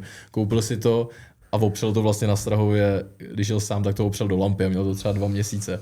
A druhý den za mnou přišel a psalo se to v novinách a ukazoval mi jako ten článek a říká, co tady píšou. A já říkám, no, že jako si rozstřelil auto za 6 milionů ale že to není problém, že si na to vyděláš za 2 měsíce. A on, to si dělají prdel. Jak tohle můžou napsat? Já říkám, no, není to pravda. No je, ale proč to píšou? Takže s touhle nálepkou to pak měl samozřejmě tady těžší, protože tenkrát vím, že hrál i za juniorku proti Hradci, tak to muselo být jako takový komický. No. Máš ještě něco, Galatasaray? Asi ne. Já si myslím, že to bylo vyčerpávající. Bylo to vyčerpávající. Teď se teda můžeme přesunout k tomu mistrovství, co nás čeká. Trošku si o tom popovídat. Jo, ty máš mikrofon, promiň. A vlastně touto cestou chceme i poděkovat náš další partner Sazka Bet, u kterého si můžete vsadit nejenom na mistrovství světa, ale i na další zápasy. Nás by určitě zajímalo, jak jsme tady zmínili, ty jsi byl u toho u té poslední účasti na mistrovství světa. Jak jsi prožíval teď tu kvalifikaci, tu baráž, do toho tam bylo vlastně i odvolání vlastně trenéra Haška, s tím se taky znáš, tak jak ty jsi na to nahlížel celý? No tak, není to jednoduchý, že? Samozřejmě. Asi všichni čekali, že postoupíme jednoznačně možná, nebo že možná budeme předvádět lepší výkony a tak dále a tak dále. Myslím, že se s některýma hráčima prostě nepotkala ta forma. Někteří nehráli v těch svých klubech. Určitě spoustu lidí asi se ptá, když dostane trenér nějaký cíl, postup na mistrovství světa, že ho odvolají dřív. To jsou věci, které vlastně těžko se k tomu jako vyjadřovat, no. Jestli to bylo tou hrou, co předváděli, jestli to bylo tím, že Fajerské ostrovy, vlastně zápas Fajerské ostrovy, jo. Kdyby někdo viděl zápas Fajerské ostrovy Chorvatsko, tak zjistí, že Fajerské ostrovy byly lepším manšaftem, že mohli dát 3-4 góly, o tom už se třeba nemluví v novinách, jo. Každý se dívá jenom na nás, ale myslím si, že ten cíl byl splněn, nebylo to jednoduchý. Nevěřím, že by věřilo třeba víc než 20-30% lidí, že jsme schopni jako přejít přes Irsko a přes silný Dánsko. My jsme věřili, viď? No. Takže jsem zvědavý spíš jako jak tam to bude vypadat, jo? Protože viděli jsme, že jsme měli svázané nohy s těma Dánama, že to bylo fakt jako, že to bylo ubráněný, jako fakt odpracovaný, odmakaný, jako že takhle možná Páťu Šika neviděl nikdo nikdy jako dřít za manšaft, aniž by se potkal jako s nějakým kloudným balónem do šance. Jo, takže to si myslím, že kluci ukázali jako srdce a že jsou tam a teďka určitě bychom si všichni přáli, aby jsme se představili trošičku jako i fotbalově, jinak. Ty jsi to přesně řekl, měli svázaný nohy v té baráži, protože tam už jde fakt o hodně a ty jsi vlastně taky zažil. Tak jaký to je hrát tu baráž, kdy vlastně jako je to buď a nebo. Tam je to... No je to, no. Teď vlastně to byly 2 zápasy. No, jasný. Vy jste měli dvojzápas tenkrát, že jo? To byl dvojzápas. No hráli jsme v Norsku, jo. V Norsku, kde byl 2metrový Keru, tuším to byl, 2metrový útočník. Byl tam Iverson ještě, který hrál v anglickou ligu. Riese, který házel z půlky auty. Pamatuju si, že nám pan Bilkner říkal, nedělejte auty a nedělejte rohy. No. takže to bylo skvělý. Nebylo to nic jednoduchého, ale říkám, to je zase zpátky se vracíme vlastně k tomu, že my jsme měli takovou kvalitu jako na tom balónu, že jsme vytvořili pár šancí a vlastně proměnili jsme to, odbránili jsme to, odpracovali jsme to, standardky, všechno. Jo, takže člověk potřebuje i trošku toho štěstíčka k tomu. Jo. Pak jsme to doma potvrdili, takže já myslím, že ty kluci to taky odmakali, odbránili. Dánové byli výborní, jako musím říct, že Højlund, ten, co zakryje za balóny a všechno možný, tak s tím jsme se porvali jako hrany jako velice dobře, to je rychlý hráč. Jako. Takže si myslím, že cíl se splnil a je potřeba se na to připravit. V podstatě nevíme, za mě nevíme, jako do čeho jdeme. Já Koreu neznám, přiznám se, že určitě to budou, hráli jsme možná s nimi v 21, určitě to budou motorové myšky, malý nízkotěžiště. Tak podobně jak v roce 2006, ne? Jak jsi říkal taky. Ano. Nevěděli jste, Jo, takže teďka... Vlastně, já jsem to říkal už minule, že jak bylo to mistrovství na ten podzim v Arábii, nebo kde to bylo? Bylo to v Arábii? Katar. V Kataru to bylo? Mistrovství? No. Jo, tak v Kataru.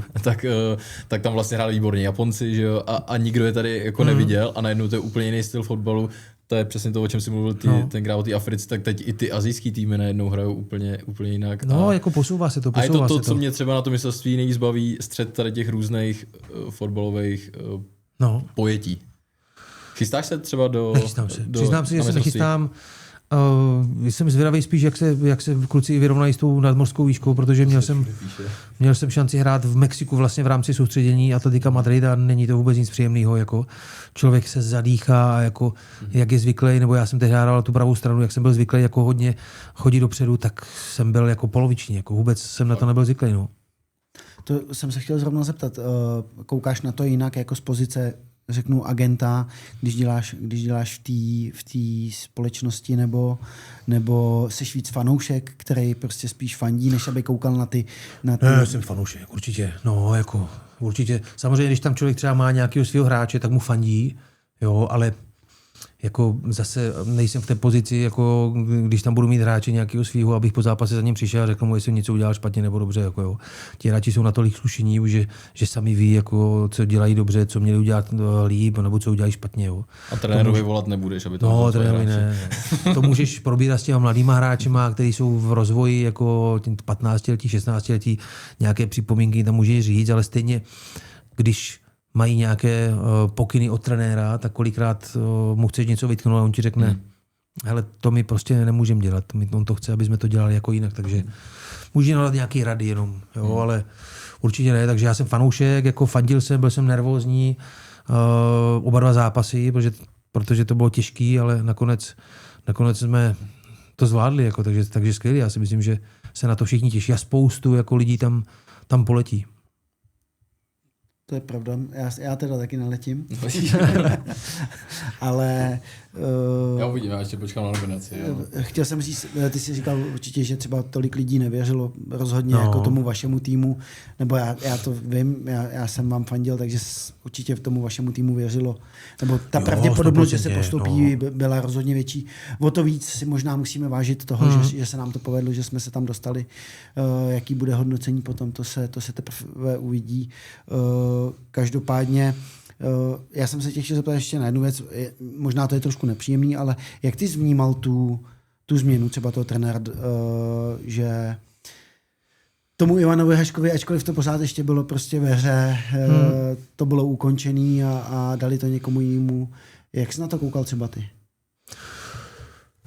No, já nevím, jako já si myslím, že tam muselo dojít nějakému rozhovoru jako mezi nima, na něčem se možná neshodli, tomu vedení, jako který, ať to je média, ať to je předseda, tak možná prostě jim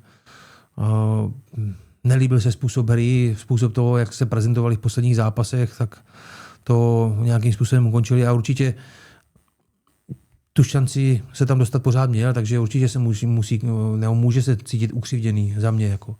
Jo. Potom je další věc, jako to, jak se hrál ten trenér, že to je spoustu věcí si člověk přečte.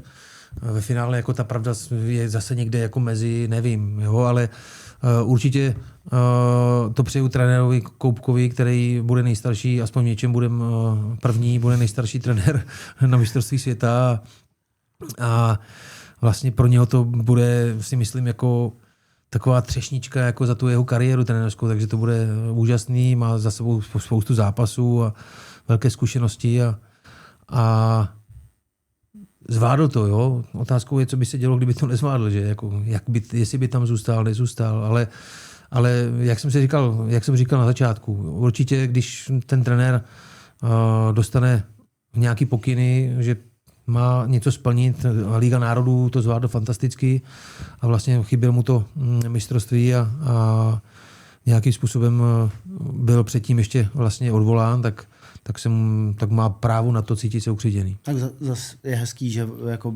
přišlo poděkování i jemu za to, co odved, nebo aspoň já jsem to zaznamenal. Zároveň je v realizačním týmu i Jarda Plašil, s kterým se velmi dobře znáš, nebo dlouho jste spolu nastupovali. Řekl bys do něj, že bude mít trenérské ambice. Takovejhle vývoj? No, jo, s Jardou teďka se vídáme docela často, protože jezdíváme spolu na golfový turnaj ke Guardiolovi každý rok, vždycky na 3 dny. Takže tam už jsem jako navnímal, že vlastně jako to trénování hodně baví. Takže jsem rád, jako dokonce byl někde v Americe kvůli jazyku a tak dále, takže jsem vůbec jako vlastně rád, že to někoho napadlo, jo? Že vzít někoho mladýho, ať to je Pláša nebo ať to je Réza, jo? Že si myslím, že to je takový jako oživení, že i pro ty kluky, jako, že to může být fajn, jako i, že tam nemají, jako, neřeknu jako starší jako trenérský tým, ale že tam jsou mezi nimi i vlastně 2 mladí kluci, kteří ještě před třeba 10 rokama hráli. Jo. Takže si myslím, Bago. To si myslím, že se 100%, když se podívám na Plášu, tak Pláša vypadá pořád stejně. Jako, no. Akorát ostříhaný. Akorát ostříhaný, no. Když jsme u toho Pláši, tak, nebo pana Plašila, já ho neznám, tak vypráví často Krejda, když šel poprvé na nároďák, že se ho ptal táta, kdo tam jako je úplně, kdo tam je nejlepší, kromě Tomáše Rosického. A on řekl jednoznačně Pláša, jako jednoznačně úplně. A vlastně to, co jsi říkal o Tomáši Galáskovi, tak já jsem vnímal, že druhý takovejhle hromosvod byl vždycky Pláša. Že veškerý neúspěch a tak se svaloval na něj. Že vnímal to tak třeba v té době a jestli jsi vnímal i to, že je úžasný? Vnímal jsem to. Já v podstatě dodnes nevím, jestli to je levák nebo pravák, jo? Protože on jako kope levou rohy, pravou rohy, Stresňáky levou, pravou, takže vlastně my jsme se o tom možná ani nikdy nebavili. Možná on sám to ani neví, jestli levák nebo pravák, že to má stejný. Ale 100%. A to si myslím, že to je to, co ta naše natura vlastně jako moc nezkousává, že on je typ, nebo byl typ hráče, který šel vždycky do nějakého rizika, do kličky, snažil se něco vymyslet, jo, a vlastně ve finále Matída byl podobný, jo, pořád se snažil něco vymyslet a u nás, jako když něco zkoušíš se vymyslet a nevyjde to 2krát, no tak když to zkusíš po 3, no tak už jsi špatný a když to zkusíš po 4. nebo po 5, no tak to je všechno špatně. To si se úplně zbláznil. Jo, takže to si myslím, že je škoda, že vlastně potom nám chybí ta kreativita a vlastně tu kreativitu si chodíme kupovat jako do zahraničí. A tady ji zadupáváme. A tady vlastně to nerozvíjíme. Takže to si myslím, že ti lidi jako na něm možná proto nebyl tak jako milován, protože on byl vždycky ten, který šel do nějakého rizika, do nějaké kličky, snažil se něco vymyslet a když se mu to nepovedlo, no tak každý to potom jako viděl, jako hele, ten Pláša to pořád něco zkouší a nehraje na jistotu a tak dále. Tak to si myslím, že... A je to škoda, protože má, já nevím, přes 100 startů, že? Jo. Skvělej hráč, skvělej kluk. Každopádně, teď si nevybavuji, ale myslím si, že to tak bylo. On byl i 2006 na tom mistrovství. Myslím si, že jo, no. Mám takový dom, že... Nejsem si taky jistý, ale tak to... Asi moc možná nehrál. Byl, já jsem si to myslel. Takže super, že vlastně on jim třeba zase řekne taky pohled, jako, jak to tam viděl jako hráč a to a je skvělý. Já jsem taky samozřejmě rád, že tu šanci dostal, že tam je, že přesně jak říkáš, je to takový oživení toho realizačního týmu, takže i jemu, nejen celému týmu budeme přát všechno nejlepší. A hodně štěstí. Hodně štěstí. Myslím, že to bylo vyčerpávající dlouhé, že jsme probrali všechno, co... No já asi jsem se nezeptal na všechno, co mě zajímalo, ale tak třeba se ještě někdy potkáme a doptám se. Ještě než skončíme, tak zase u tebe to bude asi složitý, ale vždycky se ptáme hostů na takovou top 5. Top 5 brankář, obránce, záložník, útočník a trenér. Ježíš. A u tebe bych to asi udělal, aby si moc dlouho nepřemýšlel, ten první, co tě napadne. Je to vlastně, vždycky to bereme tak, že ne nejlepší hráč, ale třeba to může být nejlepší kamarád. Půdě říkal zrovna Zbyňka Pospěcha, že jo, třeba na Hrod, protože si s ním rozuměl jak na hřišti, tak hodně mimo hřiště, takže může být nejlepší, se kterým si hrál, anebo kamarád. Je to na tobě, jak to pojmeš. Jasný, no tak, golmana řeknu asi Sebastian Frey z Fiorentiny. Beka. Tak, Jo, ještě jenom bys řekl proč, vždycky krátce jednu větu třeba. no, tak zažil jsem s ním vlastně 3 roky. Jednak jsme si blízci jako kamarádi a jednak to byl fantastický golman, který nás držel jako ve Fiorentině jako docela často. A dodnes jsme kamarádi, jako voláme si a tak dále. Takže jsme si jako lidsky sedli a kamarádi. Na beka dám samozřejmě Jankula, že Jankul je můj dlouhodobý kamarád. Vlastně v nároďáku jsme trávili spoustu času společně, dodnes ho trávíme společně, když je v Praze. Fratello. Záloha. Ty brdě, záloha řeknu asi jedno jméno, které by nikdo nečekal, a to řeknu Fabio Liverani, který se mnou hrál ve Fiorentině a prostě byl to takový, byl to mozek týmu, který hleváček, který prostě dal ti balón na milimetr, díval se doprava, dal ti ho doleva, prostě úžasný fotbalista, takže to řeknu záloze, to by nikdo nečekal samozřejmě. A v útoku dám tam jednoho, kterého mám jako v srdci, to je Barry samozřejmě, jo, za to, že známe se, fantastický hráč, jako spoustu zápasů. Škoda, že možná neskusil tu Barcelonu, jestli to byla pravda po mistrovství Evropy 2-4, to by možná sedělo. A určitě bych tam dal k němu ještě Aguera, se kterým jsem hrál v Madridu a obrovský talent a i jako fajn člověk, byla s ním velká sranda, ale jako fotbalově byl úžasný. A trenér asi no tak měl bych dát Karla Bricknera, který v podstatě mi dal tu šanci hrát za Sigmu Olomouc jako v mužích, který mě vlastně dovedl do toho profesionálního fotbalu. Ještě nároďák 21, kde jsme skončili stříbrní, potom vlastně 2-4 a já bych tam dal určitě ještě jednoho, tam mám 2, jo. Dám ještě Prandelliho ve Fiorentině, který vlastně ze mě udělal jako pravýho beka. Jo, že jsem byl ten střední obránce a on za mnou přišel a řekl, hele, ty jsi kondičně na tom dobře, umíš kopat, tak budeš dělat prostě pravý beka, potřebuju někoho. A já jsem vlastně jako nevěděl, jak se s tím poperu a v finále jsem se s tím popral relativně dobře, takže že mi vlastně zdvojnásobil nějakou jako cenu, hodnotu, že se na mě dívali nejenom jako střední obránce, ale jako na pravýho beka a středního obránce, takže takhle. Děkujeme. Skvělý. A ještě mě u toho napadlo, než skončíme, to ti nechci zase nějak pochlebovat, ale když jsi mluvil o těch týmech teď a o těch hráčích a že se často vídáš s někým a tak předpokládám, že s těma hráčema a viděl jsem vlastně, že jsi byl na Galatasaray, pokud jsem pletu, nebo ne? Ne, tam byl Barry. Tam byl Barry. No, ale chtěl jsem se zeptat, jestli občas jezdíš na ty stadiony. Jezdím, no. Na všechny, Fiorentina, Hamburg. Na všechny, no. A asi stále tě tam přivítávají a koukáš na zápasy. Dívám se na zápasy, no, jako snažím se vždycky jednou za rok jet do Německa, na Hamburg se podívat, do Itálie, do Španělska a do Turecka taky, takže... Takže máš všude dobrý vztahy a dveře otevřený. Určitě. No, to mě jenom napadlo u toho, jestli stále jste v kontaktu i s těma klubama, jako. Pořád. Jestli si tě tam vážej. Dostanu lístek. Na stání. Tak moc děkujem. Já ještě jednou fakt, že jsi ten čas udělal, že jsi dorazil a věděli jsme, že to bude dlouhý, že toho povídání je hodně, takže děkujem ti. Díky za pozvání. Za tvoji otevřenost. Já ti taky moc děkuju, bylo to příjemný a ať se ti daří. Čau. Kapi, napodobně. Vám taky. Čau.